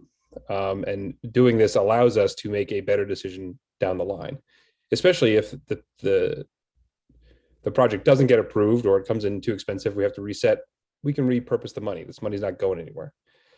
As for purposing the money before we know the cost, I've made the analogy before in the past about a used car. At a certain point, you don't want to put any money into a used car because that's kind of a waste of money. The car is not going to last very long. And I've made that analogy with town hall, where if we spend money on the annex now, it's probably just money that could just be throwing away. But that same analogy could be used if you know that you need to buy a new car. Do you wait to start saving until after you've chosen what new car? No, you start saving now. You start planning now. And then when you do find the right model, you're prepared to make the right decision. So that's why I think this is a good time to take the advantage of this opportunity to at least set aside this funding. That way, if the town does decide to move forward, we're not digging out of a hole, we're ahead of the game. So I think it's a very smart policy. All right. Corey, very on brand for you with your car analogies. All right, Jean, go ahead. I would not be prepared to vote until I have more information, including basics like how much is this going to cost, and even just the sketches of a plan. We all know there's supply chain issues, there's increases in the cost of steel and wood. I think we just have to be pragmatic here. And that doesn't mean that we shouldn't do the hard work, but what I'm saying is we should do the hard work of trying to figure this out and be fiscally responsible on that front. Because when you save to buy a house, you're not just saving for a down payment, you're also considering the mortgage and how much you have to pay and what that means in terms of other things that you're buying simultaneously during that time period. And we do have a lot of demands on the town we could just as easily say, why don't we shovel $2 million into a designated line item for the schools? The schools are going to cost multiples of a town hall if there's a significant renovation or rebuild, a part of which we may want to defray through, other various long-term savings plans. But that doesn't feel like right now the right thing to do, in part because it's so inchoate. It's probably inchoate for you when you think about, setting aside $1 million or $2 million for the schools out of free cash. And that's how the town hall feels for me. It's still pretty inchoate. We don't have a price or a plan. And so I think we really need to start moving towards that. And maybe November 9th will provide some greater clarity on that front. And I really hope it does. But I think we need to do that. Particularly $750 is a lot of money for this town. It's a lot. It's many sidewalks that people want.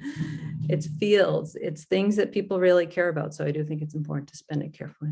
I mean, I think we're going to have a productive meeting on the 9th. I'm not sure you're going to have the answers to all those things you just brought up, though, Jean, in terms of being ready to vote on this too. So I don't know if we necessarily should have that meeting hanging over our head in terms of whether we vote on it or not tonight, if that makes sense.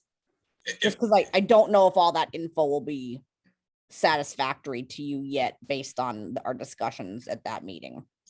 Chris, and then Corey. I just wanted to and I fully understand where all of you have to come from, where you're coming from. So there is a documented study of the needs for repair of this building. So regardless of this particular project, this building has not been maintained and the can's been kicked down the road for years. Yep. There's a fundamental, we jury-rigged the heating system a couple of years ago during a cold snap to keep the building going. There's roof problems. The building was painted for the 250th, right, to stop the rot and secure it. But it may look painted on the outside, but there's paint falling in the auditorium. There's fundamental issues that are kind of, there's repair work that's kind of have to be done. Yeah, I know. Right. So I mean, and that's apart from the project. So I just want you to keep that in context, that there's documented work that has Millions. to be at some point just to maintain it for usability purposes. So regardless of whether or not the town, and I understand all the concerns about the for a bigger project. That said, there are documented needs for this building that are going to have to be done. Like, even if you don't get the used car, to use cars analogy, and the transmission goes, you still need a car, you have to fix the transmission, or you got to walk. Right. The concern that our facilities folks have, and they do a great job, they're doing a great job of staying on top of something, is that something, the major components of this building are out of their useful life, and they're doing a great job of maintaining it. I don't want to report back to you that I'm in my car because, the HVAC system failed or something. Right. I mean, I've said this personally, but I think it's fiscally irresponsible of us to not be moving ahead with this project. And I think it's a dangerous thing to tie this to the possibility of needing new schools and all of that. I really don't think that we need to tie one to the other. I think they're both very important discussions that need to be happening, but I don't like that we keep bringing up schools as a point as to why we shouldn't be moving forward with this project. I think that's a false equivalency happening here. I think I don't think that we can only have one, I guess I'm saying. Corey, I saw your hand next. Yeah, I was going to make a motion so that we could have a vote on this. So I was going to move to approve article number 4, allocations of funds for one-time costs. Also pending hearing from the town manager on advisory and his recommendation. All right. The advisory board, after a discussion, voted 6-0 to recommend this article to town meeting, and that you share their recommendation. All right, so we have a motion. I heard Diane as a second. Any further discussion? All right, roll call vote. Jack. This is tough.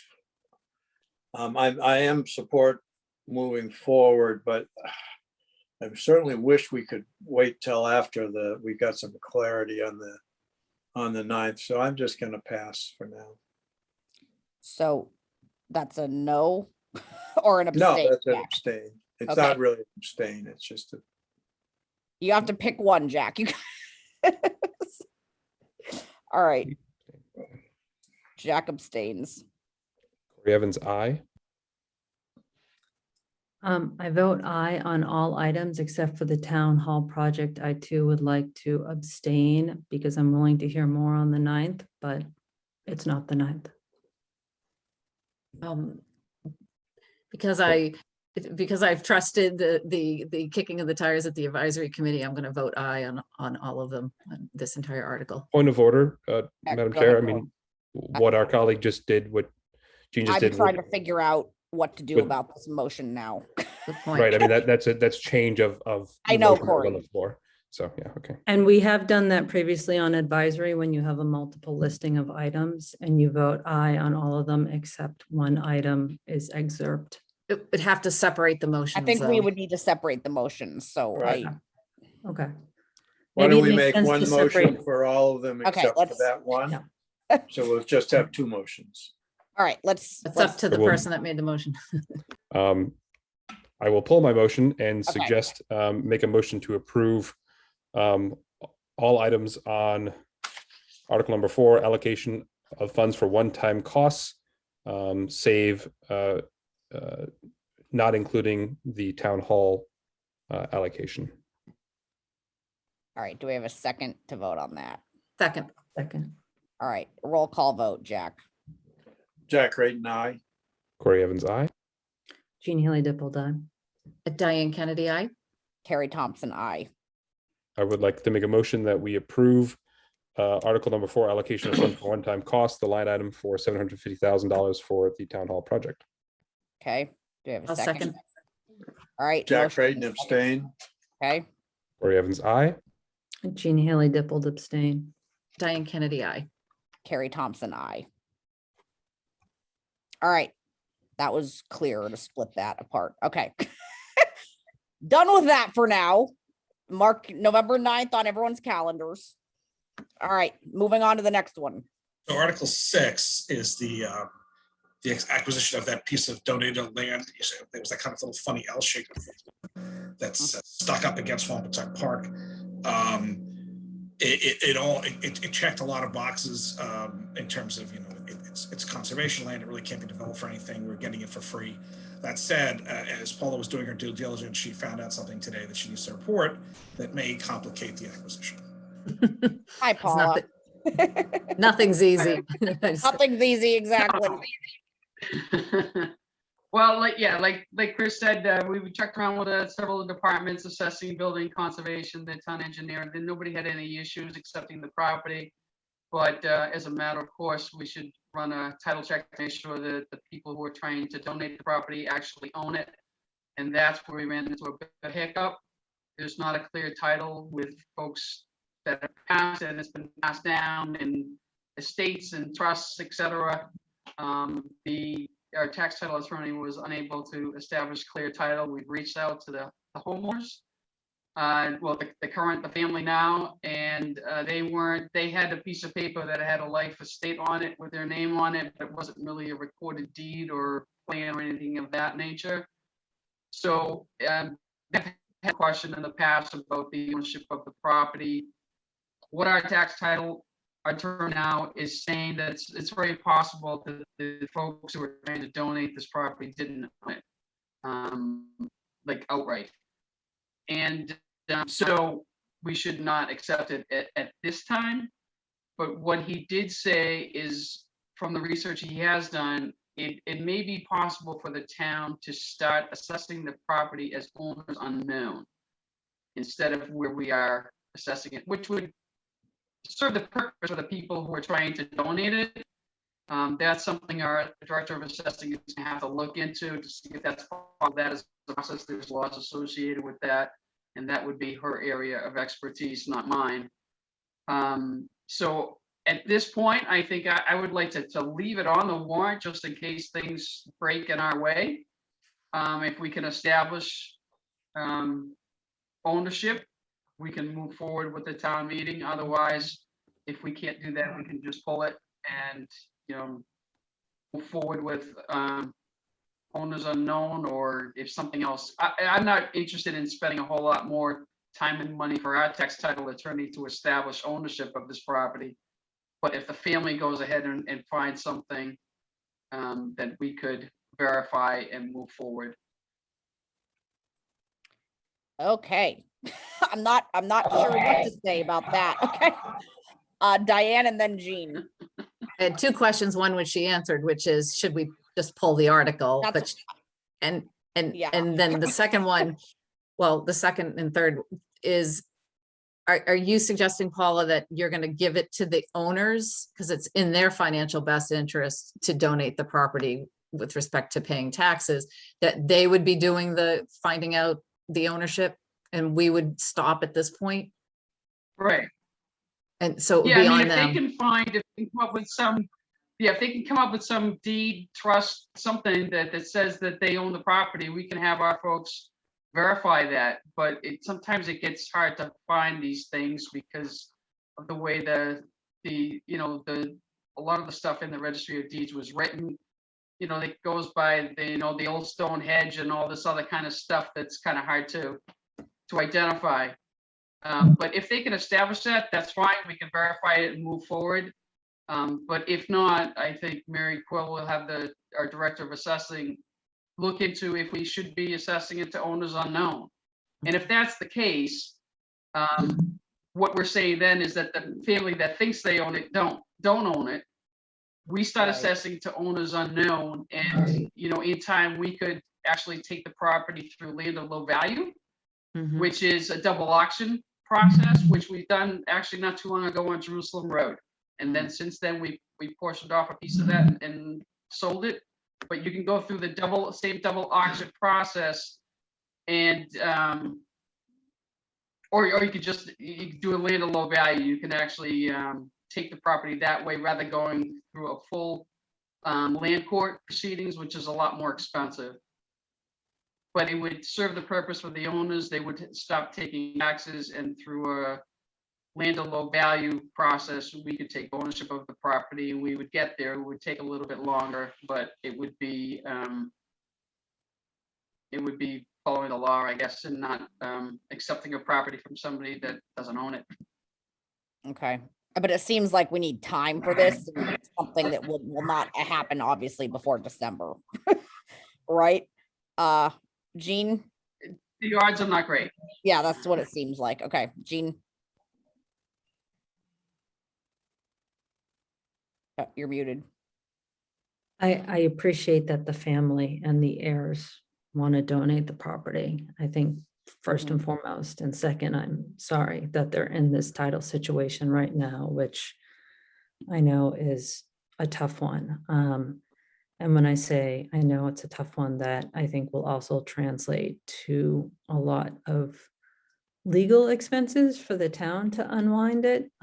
If we try to go that route, I think what Paula is suggesting makes a whole lot of sense, and it probably is not going to happen before December. Yep. And I think we should just pull the warrant article, because I would be very surprised Yeah. if they find a dispositive document in the interim. That's just me. So there is a way out for everyone, including probably the heirs ultimately getting, the result they hope for. Is just going to take longer. No, I agree with you, Jean. I think that this could possibly have a very good outcome in the future still, and to not give up on the idea, but it definitely seems like this needs to be pulled for special town meeting. Do we all agree on that? Diane? I just wanted to comment because Paula said to keep it on for now, but I guess I wanted to ask Chris, when does this go to print? Because, once you put it in print and send it to people's homes, it just generates questions and what ifs and all that. So I would rather, if we think something's going to happen in 2 weeks and Paula's asking for that before it gets printed, great. But otherwise, I think we should discuss pulling it. So on November 2nd, that's the tentative date to lock the warrant up. So you can go then without no harm, no foul. At that point, if you don't want to do it, and again, if we don't have clarity, and doesn't sound like we will, I mean, I guess it's always possible. Then we can just remove the article from the warrant and be done. Advisory is not voted on this anyway at this point. So, and even if they did, it doesn't matter because it's come up since. And I understand your concern, Diana. At the same time, if there was any kind of inclination at that point that they may have something, that this could always go to the warrant, to the meeting, and if it doesn't happen, this would be definitely postponed. I mean, we did get it on the warrant in June, and it turns out back in May, and it turns out we would have had the same problem anyway. Yeah. So. All right. So should we still have just 2 weeks? So Okay. if you want to wait 2 weeks, you can wait 2 weeks, and you can make a call in 2 weeks. Yeah, no, I'm fine with that. If we think there's a chance of anything happening, it just seemed a little bleak to get it done by December. But if we think something could happen in 2 weeks, let's maybe wait on it then. Is everyone okay with that? All right, we'll check in about this at our next meeting. Thanks for that update, Paula. Thank you, Paula. Before I present this last draft article for your review, just a quick update. So there's a couple of small capital projects that are heading for capital budget to be reviewed. There's a possibility of a couple of CPC ones, which you'll see on the second.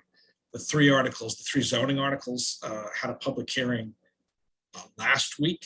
It went for a while, and that it's been continued to tomorrow night. So that their hearings on those two articles. The planning board could go one more time if they wanted. At that point, then we start to push the edge of time for the fall. So we'll see where that goes. I mean, there was a good, healthy conversation. There were no consensus reached at last week's hearing. There may be this week. So, and if that's the case, you'll see them on the second. Okay. So that's where those are, and that's the rest of the warrant. So there's been ongoing conversations about the complex up on North Main, the baseball fields, and after ongoing conversations with council in a variety of settings on this, it's clear that, and we've done some internal research too on the site, and it appears the town's owned the core property here since at least 1907. That said, we don't know how that came into the town's possession, and the town may have owned it for even longer than that. It's also possible it was acquired for some specific purpose. I know that there was a piece south of it that was acquired later for well fields. I don't think it was ever a well field on this parcel. That said, it seems obvious. It seems clear that these weren't acquired for baseball fields. Whatever this land was acquired for, because I know there's a gravel pit on some of it for many years. So it may have been acquired for those purposes. So after having spoken with council, while the select board has power to approve leases, the land has to be in the right context, and the select board's power has to be in the right context. So the recommendation from Carolyn Murray is to have an article that looks basically like this. The two yellow terms have to be just verified. I have to make sure that the assessor's map coordinates are accurate. I think they are, but I have to just check with Mary Quill one more time. And basically it reads, to see if the town will vote to transfer the care, custody, management, and control of the following parcels of town-owned land. That's the field complex, from the select board or other board or commission currently having custody thereof, and from the purpose for which said parcels are currently held, to the select board for the purposes of entering into a long-term lease, which may be for a term of, it can go longer than 10. 10 is just the lock in here for the time being, of 10 years, and further to authorize the select board to enter into one or more agreements to lease all or a portion of said parcel for a term not to exceed 10 years. Upon such terms and conditions as the select board deems to be in the best interest of the town, or to take any action relative thereto. Basically, this puts the land into it puts the select board's powers, it clarifies the select board's leasing authority, and allows the agreement to be reached for the long operations of the field complex. So that's the quick summary. Does anyone have any questions that I can answer about the context of this and the why? Corey, I saw your hand first. Yeah, I saw this. I got a couple. Chris, you answered some of them, but so my apologies if I may just ask you to rephrase some stuff. But so you began by saying basically this is a little bit of an unknown land. I mean it's use whatever. So I mean I know it seems like the youth baseball group CYBSA has pretty much exclusive use over it. So I mean what exactly right now gives them the ability to use the fields as a stand? There may have been votes by the select board in the past. Unfortunately, there's no written agreement anywhere. We haven't been able to find any. So there's nothing that says that this is for CYBSA use or these are baseball fields at all? No, not that I've found. Doesn't mean it doesn't exist. I mean, this is not, by the way, an uncommon thing. We don't have an operating agreement with the Legion either, by the way. That's something that's on things to get resolved, right? So we have to get a lot of this cleaned up. Didn't have an operating closure agreement for the landfill until we found that. We put the solar array on it, right? So until you look at something, you don't know it's not there. And so it's got to be clarified. And so this would allow the select board to do something, which which would give the authority to do and we don't, I mean, we have the authority to do leases, but we don't yet have the authority to lease these fields because of. We don't know if we own it. Yeah, well, the town owns it. That said, we don't know what purpose the town owns it for. That's the challenge. I know that there were gravel. I know from Carl Sestito that there were gravel pits on the back, right? And we know that those were rehabilitated because we do have the documents from that 20 years ago when they were turned to fields. That said, the land wasn't acquired for that purpose. And I don't think its use was ever transferred, 20 years ago when they were turned into baseball fields. Yeah. The field has been around a lot longer than that, but again, I doubt it was built in 1907. I mean, maybe it was, but I'm not expecting the town to bought that fields in 1907 unless there was a real fanatic bunch of select baseball fans. This clarifies that and allows the select board, so it transfers it from whatever it may be, and we're not to the select board officially, and then gives you the power which you've always had to lease. So it clarifies all of that. And this, I'm sorry, do you mind if I just do one more? Yeah, no, go ahead. Oh, my apologies. So, and I know the word, I mean, lease versus license has been tossed around. Is it, why is this preferable? I mean, I get the sensation that maybe since we're looking at this long-term, a lease is maybe a better way to think about it. Is this just, tell me why we wouldn't just kind of want to license this repeatedly? So there's three ways to let people use property. One is a permit, and that's the way Milliken Field's operated by the rec department. Another way is a license, and that's what you do for liquor. Liquor and restaurants, those are annual renewals. In this case, the CYBSA has managed, and its predecessor has managed these fields for a very long time. So there's a longstanding tradition of baseball being played there and it being managed and operated by the CYBSA. And this would allow the board to continue that in a more formalized and clean way. So it just kind of allows the board to do I don't want to say maintain the status quo perfectly, but basically maintain the status quo in terms of how it's used, putting more formal terms around it. It's like what will eventually happen with the Legion site, right? We have to just get a lease in place. No one's looking to change that use that I'm aware of, and I'm most certainly not recommending any change of use for this field or the Legion. We just have to get it legal, and it's just easier for everybody in the long term for that. All right, thanks.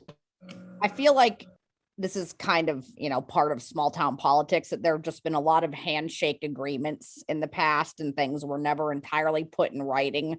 And this is the way that we not only protect our town, but also help protect organizations like CYBSA. It's protecting all parties involved with these agreements or licenses or whatever we want to officially call them. I just think this is something that is good that we've been figuring this out, that we don't have these things in writing, and moving forward, how to legally protect all of the parties involved. That's kind of how I look at this entire situation. Jean. And Chris, correct me if I'm wrong, but I do think, to Corey's point, we have various options. We could have a permit structure for our recreation department. Right now, it's sort of a hodgepodge, right? With the town and the rec commission, in terms of management of different properties, of who does what. A lot of towns, including with respect to baseball and the other big fields, have a permitting structure where you would let, for example, a CYBSA have a permit to do what they're going to do, but you control the facilities or you have ownership of the facilities, et cetera, right? You could do a license agreement, which is another thing we've been looking at and contemplating to see if that makes more sense, including over the short term. Or you can do a longer term lock-in lease, which is, obviously something that is now on the, there's an article there. Now, I'm not sure, and Chris, this is a question that I have, and this is my understanding, so correct me if I'm wrong. I'm not sure if we need, and maybe this is in some like old act that I haven't looked at, but do we actually need the select board in terms of our powers? When you look at our regs, do we need to have a specific purpose associated with the land to lease or dispose, to engage with the land? Is it enough for the town to own the land, or does the select board need to have ownership of the land with a specific purpose? That's a really good question. I asked Carolyn much the same question because we've been talking about this now for a couple of months. Forever. And permitting is like usually a one-off kind of, you permit. And again, that's what's done with Milliken. Licenses are usually for an more extended period of time, but they can't be longer than a year. And it's kind of like permitting is like that. And leases are more long-term. And in order to do that, in order to dispose of properties, so to speak, you have to have the authority to do that, because a lease is a temporary disposition of property. And while the select board has authority over town-owned land to lease it, it has to be leased for the purpose that it's allowed to be leased for. I know that sounds a little circular, but if you had a piece of land for a baseball field, you couldn't allow it to be used for auto storage, right? That would be, you couldn't lease it to a garbage, right? That would be inappropriate, even though you have the power to lease it for a purpose that it wasn't intended to be used for. So in this case, we may find at some point what these land was acquired for. Again, it doesn't seem that it was for recreational purposes, particularly since we know that gravel pits did operate there at the back. Though again, this is what happened, right? You did it. You found the field. There was a later use, and I think the top field has been, I've been told, has been in existence for probably 60 or 70 years. I'm talking about Barnes, the one up top by the pool. And, some of these things get lost in the midst of time. What this does is it just clarifies it, and it formally says the select board has the authority to use it to lease it for field purposes. So again, you don't have to do that. You may decide after a conversation that you want to do a license or permit. What this does is present an option that at the moment isn't technically possible. Even if the board wanted to do a lease now, it may not be clean. In fact, it wouldn't be clean, according to Carolyn. I can have her talk about this more to all of you if you'd like at a future meeting. What this does is just kind of cleans the slate, and it lets you do things. It gives you options, which you don't, and this may not be the path the board decides to go down, but it could certainly be one. And this allows that action to take place. That makes sense? Do you have a follow-up, or should I move to other questions? Yeah, and I mean, not to nerd out, my real rule was about the rule against perpetuities. Typically, you can't transfer land with future conditions and purposes associated with it, which it feels a little bit like we're doing, but I could be wrong. And so I'll just set it aside. You can hold that one for Carolyn, because I can't. We can, yeah, I think that's a question. That's above all of our pay grades to answer that. That's the extra credit on the law school exam, Gene. Exactly. I'm not ready for that one. Definitely I was a property TA. Carolyn Nailed question. it. I can tell. All right, Jack, and then Diane. Well, I'm not an attorney, but I still can spread confusion. That's an old joke, but anyway. We got the joke. One of the things, one of the things that we do need to be aware of, because we did have the meeting, I've run a couple, and Gene helped, and select board had a meeting with the people on both sides of the lights issue, which of course is about this same ball field. And my understanding is there will be a resolution on the floor of town meeting as to how the town feels about lights and its corollary to the control of this field. So I don't know how that would play in to this particular deal. I do believe that we do want to make sure that the select board has the authority to do whatever we sense is the moving forward. So I guess I really kind of thinking, I think we could probably go forward with this, but I think we should be aware of the looming issue that there will be a motion on the town. However, we should remember that that motion will not be binding. It will just be a sense. That's my understanding at this point. And also, just so everybody knows, the upshot of that meeting was, I think both parties are really fairly closely set in what they want to do and to go forward for a vote. There is a possibility, which is probably faint, that if an agreement was made to allow the lights to be installed with the condition that if further ball fields are opened up in other parts of the town that would relieve the shortage, then the lights should be removed from that and go to that other ball field. That was discussed. I'm not quite sure there's a lot of sentiment behind that. But anyway, I thought everybody at least should be aware of that before we vote on this. But I think we really do need to certify our ability. Yeah, no, I appreciate that, Jack. And so this is just approving that we will start doing these leases and agreements and have that power, but we're Yeah. not obviously voting on the details yet, like the lights, like you mentioned. So yes, they go hand in hand, but I think they both are I mean, they really can be looked at it separately in terms of what we're voting for this particular meeting. Oh, yeah. I just thought it'd be Okay. very helpful to Yeah. go on the public record that we are all aware of this. Yep.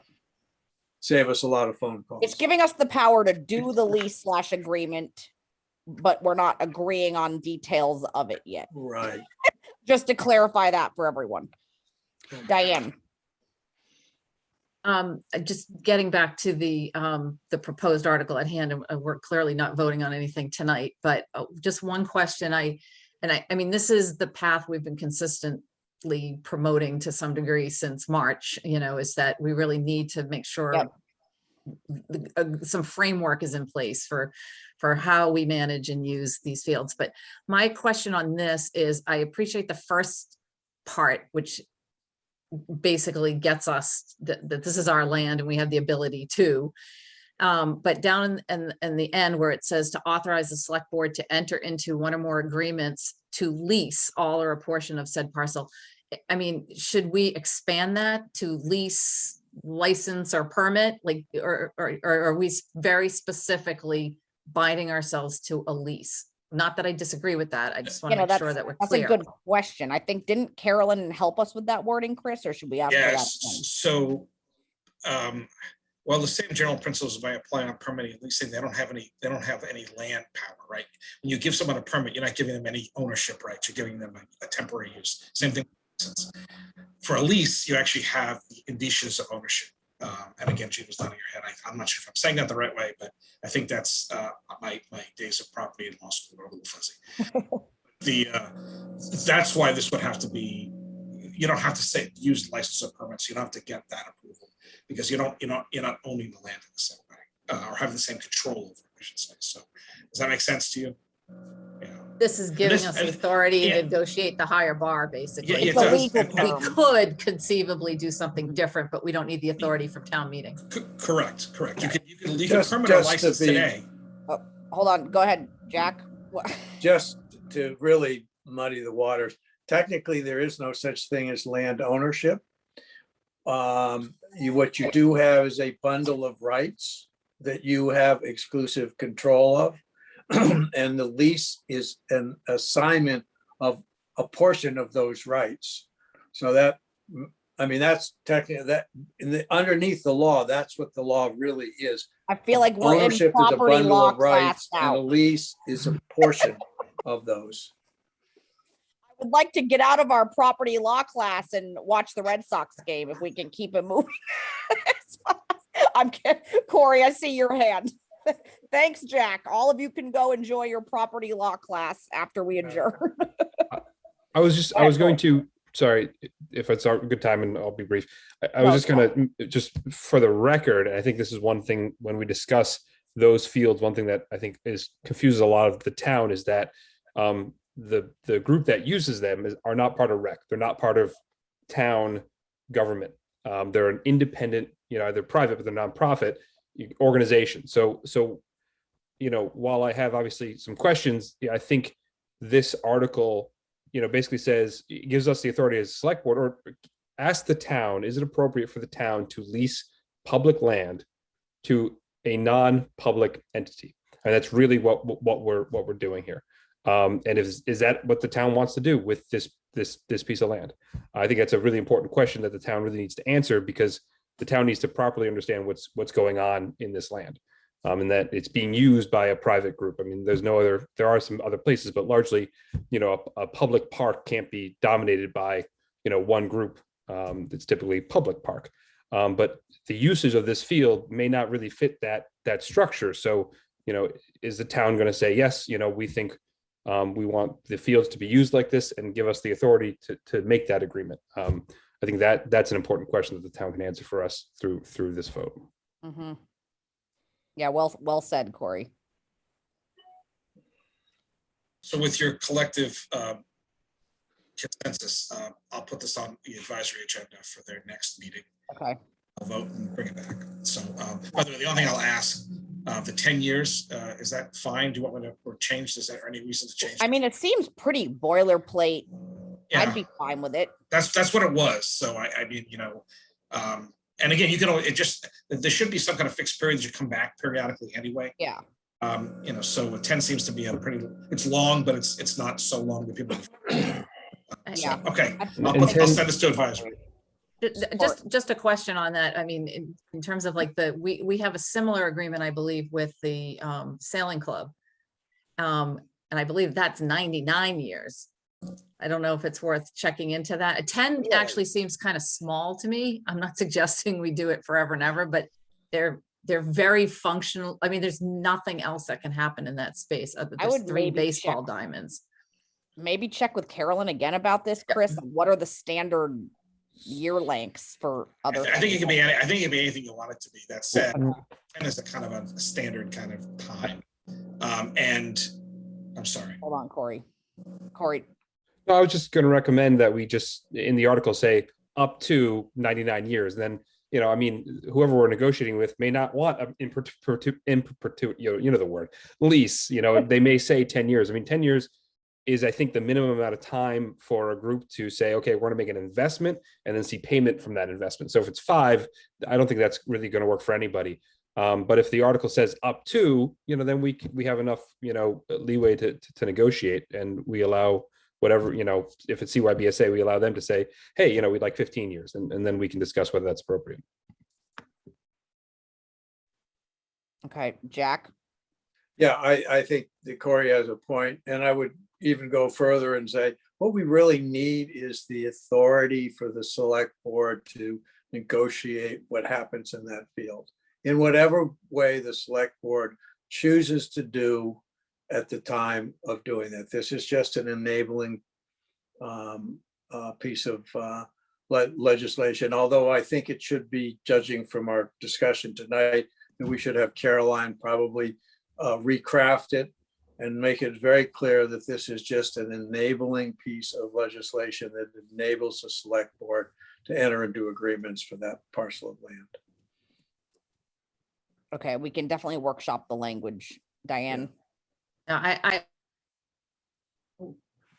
think we should workshop the term with Carolyn. And another thing is 99 years might not sit well with town meeting. It might be like, oh my God, you're giving away the rights, and that might actually hurt the intended group that we're trying to help. So I agree. If Carolyn says, I mean, she knows her stuff. If she says 10's appropriate, or, most people do 20 or whatever, I think we go with that. We'll circle back and then bounce off advisory and bring it back to you in 2 weeks. Okay. So let's kick it back to Caroline and move on. Yes, that's right. I'm going to send it to her, and then from her back to advisory. So moved. Sounds good. All right. We don't need to vote on it, Jack. It's okay. All right, so I'm working to get to motion to adjourn. Jack, I appreciate that. Okay. That's the warrant as it stands. In 2 weeks, you'll hopefully be able to put a bow on it. So. Okay. I just want to tee up the next issue real quick. We don't need to have a big discussion about it tonight, but I wanted to say that I want us to have a discussion about it in the next couple months. I've talked to several people in town about this. A lot of residents and citizens have brought issues up, and I know some of you have brought it up at meetings too. Just thinking about our all facility stickers, both process and whether we want to make any changes there in terms of, when they're renewed each year, how much they are. Do we want to raise the prices on those? Do we want to think about separating the stickers into being maybe a beach sticker and a dump sticker, right? Like I know some towns do that. It's just putting all of these discussions that have been brought up about the sticker process. I think it's something we need to start having, especially heading into winter and, you know, the renewal being in March as it's set up. I really just wanted to get all of your thoughts on that, have you start brainstorming. I think it's a discussion that we need to be having periodically, and we haven't had it in the past couple of years. So wanted to get initial thoughts on that and also just tee that conversation up for a longer agenda item in the future, if that's okay. Diane and then Jean. Only because I haven't given it a whole lot of thought recently, but the last time we had a fulsome discussion on this, and Chris, I hate to do this, but we did do some comparables with other communities. We picked maybe 8 or 10 other communities and just kind of so we could benchmark where we were in terms of price and whether there was one sticker or two, and it would have to be coastal communities with beach access. So I would recommend that would be very helpful for us to have that conversation and have that information ahead of time. I agree, Diane, just to see where we even stand in terms of comparing to our similar communities. That's a great idea. Jean. I think too, and I don't have an answer, I'm just throwing it out there. We may want to consider the process of how one gets the sticker. Exactly. That's I mean that included in yeah, it seems to be a pain point. And so if particularly we have, our interim clerk who may have some energy and ideas. No, I agree, Jean. And we get a lot of complaints about this every year. A lot of residents get frustrated with it. Obviously, the past couple of years have been especially hard, but I mean, part of this fits with our overall communication goal as a board too, right? It's kind of clunky on our website to do it online. And hopefully with our new website in the works, it'll be easier to do them online, right? So that kind of fits with that goal too. But it's not always easy. I know it's especially hard for certain renters. I know there are a lot of business owners in town that might have cars, registered at the businesses and they have problems getting the stickers. So just really going over all of the protocol and the rules, it just seems like there's a lot of people upset about this every year. And I'm not entirely sure how to fix that, but I think with all of us starting to think about it, there probably are ways that we can streamline the process and make it easier. Jack and then Corey. Well, Airbnb is going to cause a bigger and bigger and increasing problem. Summertime rentals. So that's probably an argument to separate the beach sticker from the dump sticker. We also have seasonal people who live in Florida for 6 months and a day. How do we deal with that? We need the policy. We also have to understand the beach itself is extraordinarily valuable. So yeah, it's going to be a big discussion. I know. So write all those down. All of you that are bringing all these points up, start taking notes on this because these are all really important things. You're right, Jack. There's a lot of other issues with rentals, short-term renters, people that live here part-time, half of the year. And it's getting harder. And I know we're trying to enforce our rules and also protect our beach and protect our asset, but we have to make some changes clearly. And I'm not entirely sure what they are, but I think this will be a way bigger discussion when we have it. Corey? Well, I just want to say I'm go ahead, willing to Jack. step to the plate and agree not to chair that task force. We don't even know if we need a task force yet, Jack. Don't jump ahead. I just want to have a longer discussion on a future agenda as we're getting closer to March. So maybe after town meeting, this can be like a January item, maybe. I don't know. We got to have it soon, though. Corey, is that a hand or a finger? No, I was just going to continue with what I was going to say. The 3 pins for the pin board. One is on zoning. Mr. Creighton brings up a good point about short-term rental. I just did a little 360 search. We don't seem to have a short-term rental bylaw. That should probably be something we research. Because that's something that I know our neighbors to the north have. And you mean like really Airbnb? Protect our community. So let's put stuff, a pin in that. Second pin is obviously on this topic, separating all facilities stickers into beach and transfer station. So that, and then the other pin is moving the date. Maybe instead of it being sometime in spring, which no one can ever figure out, we try to figure out a way to be calendar year with some sort of float that's just been in my mind too. So just 2 pins for everyone to think about that have been bouncing around in my head. So. All right. Yeah, time of year and due dates is also worth discussing. Mhm. And the Airbnb situation. A lot of bigger cities have been having to deal with those issues that come with that. So it might be time for us to have that discussion too. All right. So is everyone okay with starting to brainstorm about that? Maybe ask around, ask some fellow resident citizens what they would like to see changed, what they like about it, just to get some more info to tee this up at a later date. Okay, great. Moving on to our FY22 goals update. Chris. Okay, the first one's a quick one. The notice of intent for the Brook grant was filed last Friday. I want to thank Brandon. Great. Yay. And Tanya and all the folks who are working on this. We're waiting for MEMA to get back with a contact point, and the next couple of months will be packaging and getting more material together to have a formal submission to MEMA in December. So that work is underway. So Wonderful. probably will have a little bit more of an update before that the grant is ready to be filed. So that is where that is. Great. I will then give you a quick update on the goals. So let me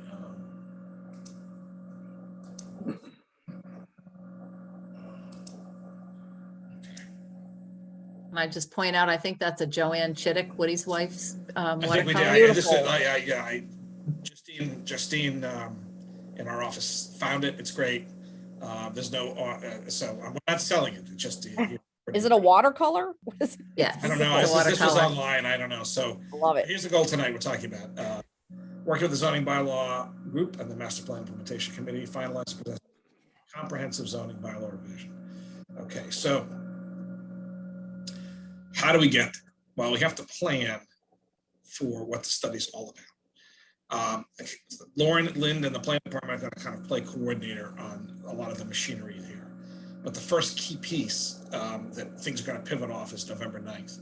That'll be a joint meeting, tentatively the planning, zoning, master plan, and select board, plus any member of the public invited to attend, to discuss a scope. What are the top issues? But before that meeting, a survey going out to all the boards and committees and saying, hey, what are your top issues? What's there? What are the things you think we need to really be looking at? And then obviously getting any public comment, either the night of the 9th or before the 9th or after the 9th, saying, hey, what's out there?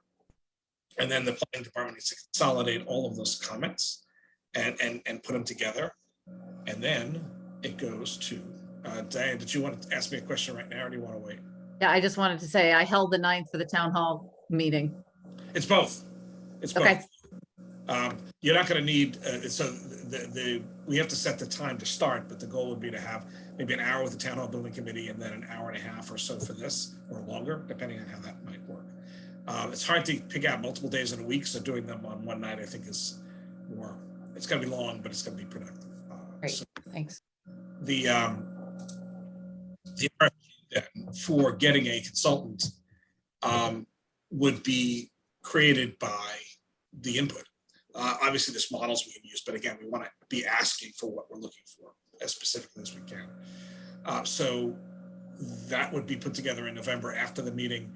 It would be circulated for input in December. The plan would be to release it in January, select the firm in February, and then Lauren tells me this will typically take 8 to 12 months to get to where you want to be.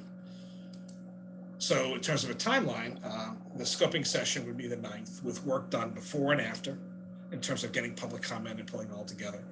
The RFQ gets draft released for comment first, public release on the 5th of January, a response in 3 weeks, selection complete 3 weeks after that, the goal on February 16th, you award a contract about a week later after you make sure everything's all together, and then work can begin on March 1. And again, that would put everything in the time frame to be ready in the fall for town meeting in the spring. So that you have 8 to 12 months of conversation. That gives you 9 months of this year, or 10 months of this year, actually. And you can then either get to a special in the fall or more likely a full scale meeting in the spring. So that's this really does revolve around, I didn't put funding in here, by the way. That's critical too.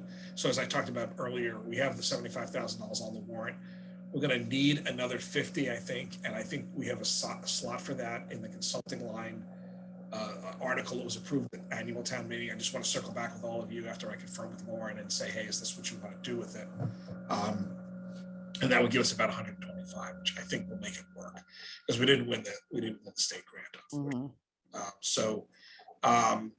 Questions? Is this? I mean, I think this gets us to the point where then this whole thing moves. Obviously, there'll be more future coming, and I can circulate the details of this too.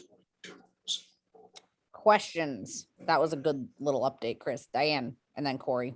Really quick question, which is, do we anticipate something at annual town meeting in May? Or are we talking another year? Or another year and a half? For a full well, I guess it's possible if something happens and there's some kind of fruit or something, people can. By the way, the articles that are being discussed now could be an annual town meeting. If they don't clear a bar in the next couple of weeks, it may be that those have to go to the spring. Right. But a full comprehensive review of everything is not something you can do in a month or 3. It's going to take time, and it should take time. This is the long-term future of the town, right? So there may be there may be breakouts. I mean, there's been talk about doing a little more concentrated work on the village and the downtown village district. Those are things that all of you have to decide what you want to do. So there might be pieces of it that break out separately, but the whole big look is going to take a little time. Okay. Corey, then Jean.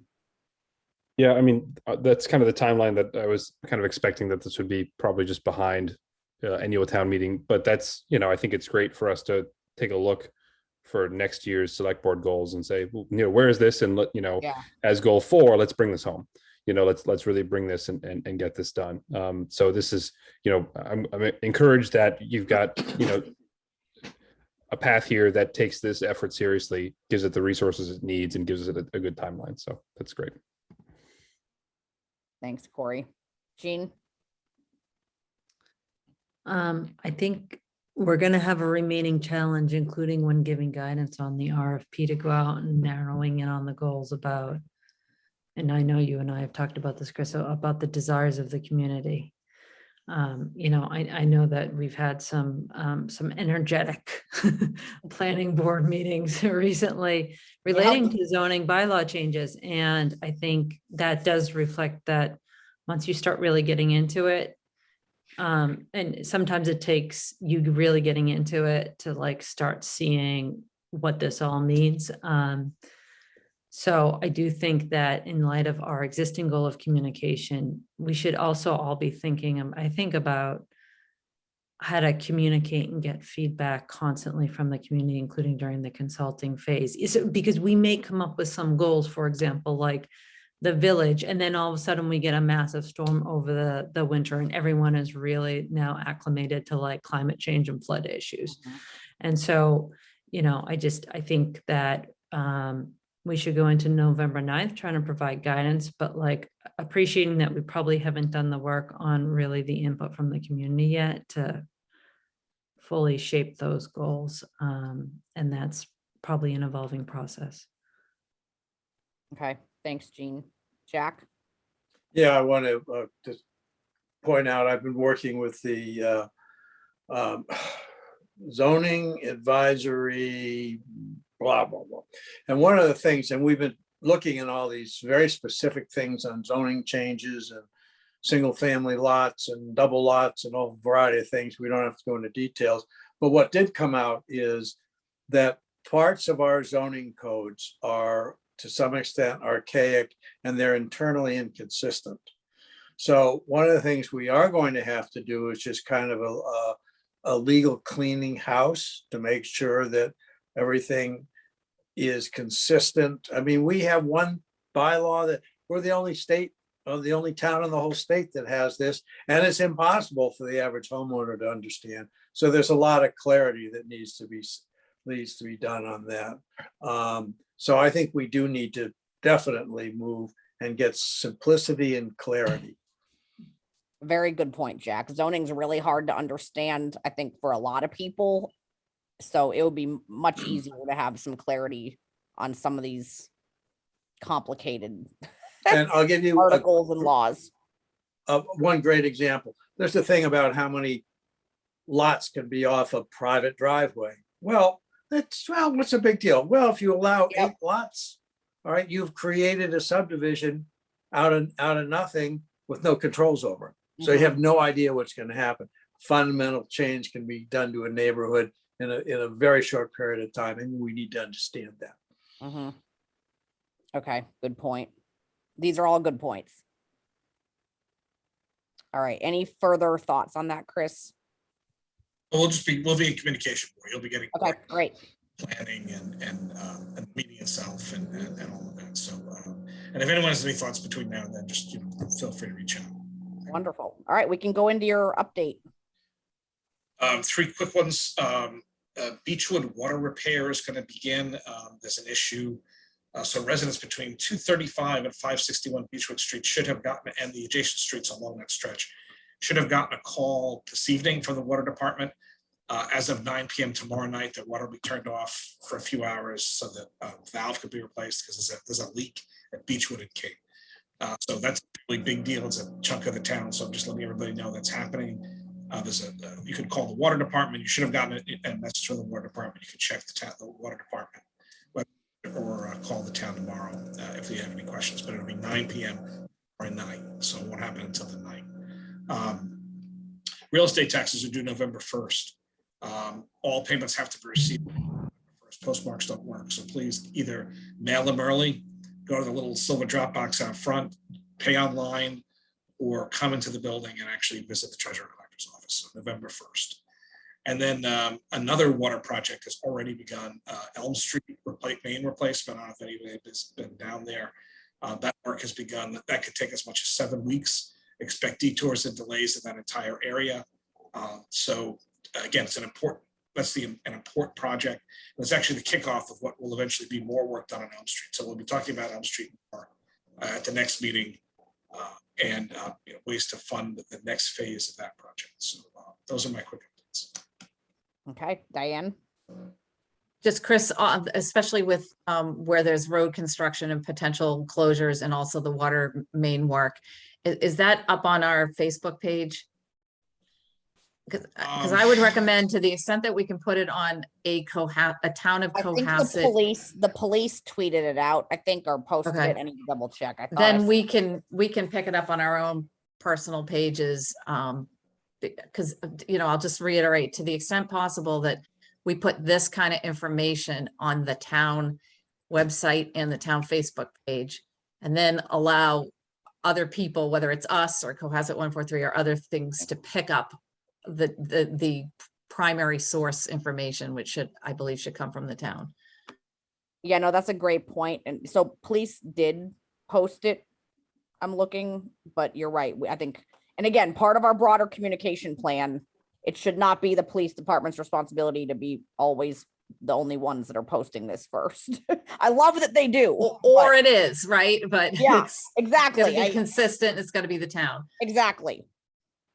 But it is posted, so we can all go share that or post it yourselves on social media too. All right. You're good, Chris? Good. All right. Select board updates. Let's start with Jean, then Corey, then Jack and Diane. I'm going to do 3 very brief items, all related to each other, which is one, because of the Elm Street water work that's going on, there are kids now on either side of Elm Street racing to catch the bus. Saw one this morning, and they're in like new unexpected places trying to figure out where the bus stop is. So everyone, please be careful. Likewise, residents have raised concerns to me about people pulling out of intersections too fast, kids riding to school. One kid got hit. Not a good thing. And so again, everyone, please be careful. And then last, Halloween is coming up. Last year was sort of a bummer, but this year hopefully will be a lot better. But this year will be better, and I think kids will be out in full force. So everyone, please be careful. Sorry to have "Be careful" be the tagline, but that's my good point. point. It's a good point. Thank you, Jean. Okay. All right. Okay. It is on the notification is not on the website. It's just the Elm Street. Anyway, so let's get that fixed. But I wanted to say thank you to everyone at the Cohasset Department of Public Health, Pam Fahey, Mary Goodwin, everyone else. My wife and I went to the flu shot clinic, and that was hosted, and it's just a smooth, easy way to just protect yourself from I know we all talk about COVID, but seasonal flu still a thing. There are 3 more clinics going on, one tomorrow, then the 23rd and the 26th. I'm not quite sure how many slots they have left, but it's a really great way to get a flu shot. So I recommend you do that. That's all I got. Thank you. Great update. Thanks for that reminder, Corey. I still have to get mine. Okay. Jack. Yeah, I just want to say to everybody in town, when we look at this beautiful weather, this beautiful town that we live in, that we should be so fortunate, and we should be so glad that over the years, so many of us have worked to keep this town a very special place. So a little bit of gratitude and a little bit of let's remember to keep Cohasset and conserve Cohasset's character. It's a wonderful town. We're lucky to be here, and let's continue our good work. Thank you. Okay. Diane. You're muted again. Sorry, I want to get out of here as much as anybody. I apologize. Chris, maybe an update in a couple weeks on the boutique. I've had some comments about some potential unintended consequences with the the boutique activity. So just get an update so I can properly answer people. I'm wondering if we have any consideration for in-person meetings. I know the school committee's been meeting in person, and a lot of other communities, select boards are meeting in person. I'm not advocating but I'm just wondering whether or not we're going to have that discussion. No, I think it's an important discussion to have. I've brought it up with a few people. I think that it's a little tricky because we still have mask mandates in our public buildings, right? So we would hypothetically have to do in person with masks, which is a little more complicated. Not impossible. We could do it, Right, but it's just right. kind of an added layer. I saw a school committee meeting and I can't remember whether they had masks or not, but just something. They're meeting around the table. I'm open to these discussions and possibly even doing a kind of a hybrid approach where we do some in person and some virtually. I'm 100% fine with any option people want. I do think we need to keep revisiting this though. Good, thank you. And then really quickly, I have a lot to say about this, but resiliency is the big issue that I'm hearing about. There was a women's elected municipal officer webinar on it the other day that was really good, but I know that Alternative Energy and some of their members are starting to talk resiliency, climate change, climate action plan. The harbor is discussing it, and it's there's so much going on in the planning department and with Lauren and Michelle and all the staff and engineers. So it's not tomorrow. And I know master plan implementation said it's on their phase 2, but I want to make sure that we have again, we've talked about maybe having a summit. And I think it's really important for us to bring everybody together, at least to start the conversation, because I'm afraid that other committees are going to start going kind of off in different directions when it really should be an entire community conversation. So that's it for me. I love the summit idea too. I think that's a fantastic idea. So let's all the Stay things on you're that. saying, Diane, we need to revisit. Yep. All right. I'm for done. me- Thank you. Yay, I'm almost done too. Jean, you brought up a few important points about safety. I have had a couple of residents reach out just about general speeding, especially in our school zones, and ways that we maybe can make that safer. It's still a problem in town. I know we've discussed speeding. I know we've tried to lower our speed limits. There are definitely still spots in town that are not safe, especially for kids that are on bikes, kids that are walking. I think that we need to keep having these conversations and keep thinking about maybe ways that we can make a few other of these spots safer. So for all the residents listening, we hear you loud and clear. Thank you for reaching out to us. It's a conversation that we need to keep talking about in terms of just keeping our streets safe. Besides that, go Red Sox. That is all I have. Moving on, we are almost done. Okay. Approval of the minutes from 9:21 and 10:05. I know we held off on approving one of those. Are we okay with approving both of those today? Yep, I move approval. You muted yourself, Diane, but you're trying. I swear it's like so close to watching the game. I move both of those sets of minutes. Do we have a second? Second. All right, roll call vote, starting with Jack. Jack Creighton, until such time as we have full electronic record keeping, I abstain. Corey Evans, aye. Jean Haley Dipple Dye. Diane Kennedy, I. Carrie Thompson, I. All right, we don't have any topics not reasonably anticipated. It's the big moment.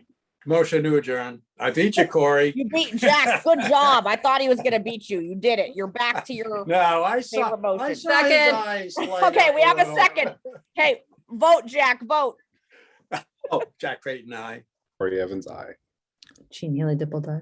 Diane Kennedy, I. Harry Thompson, I. Good All night. right, good job, everyone. Good night. Bye, Good night, everybody. all.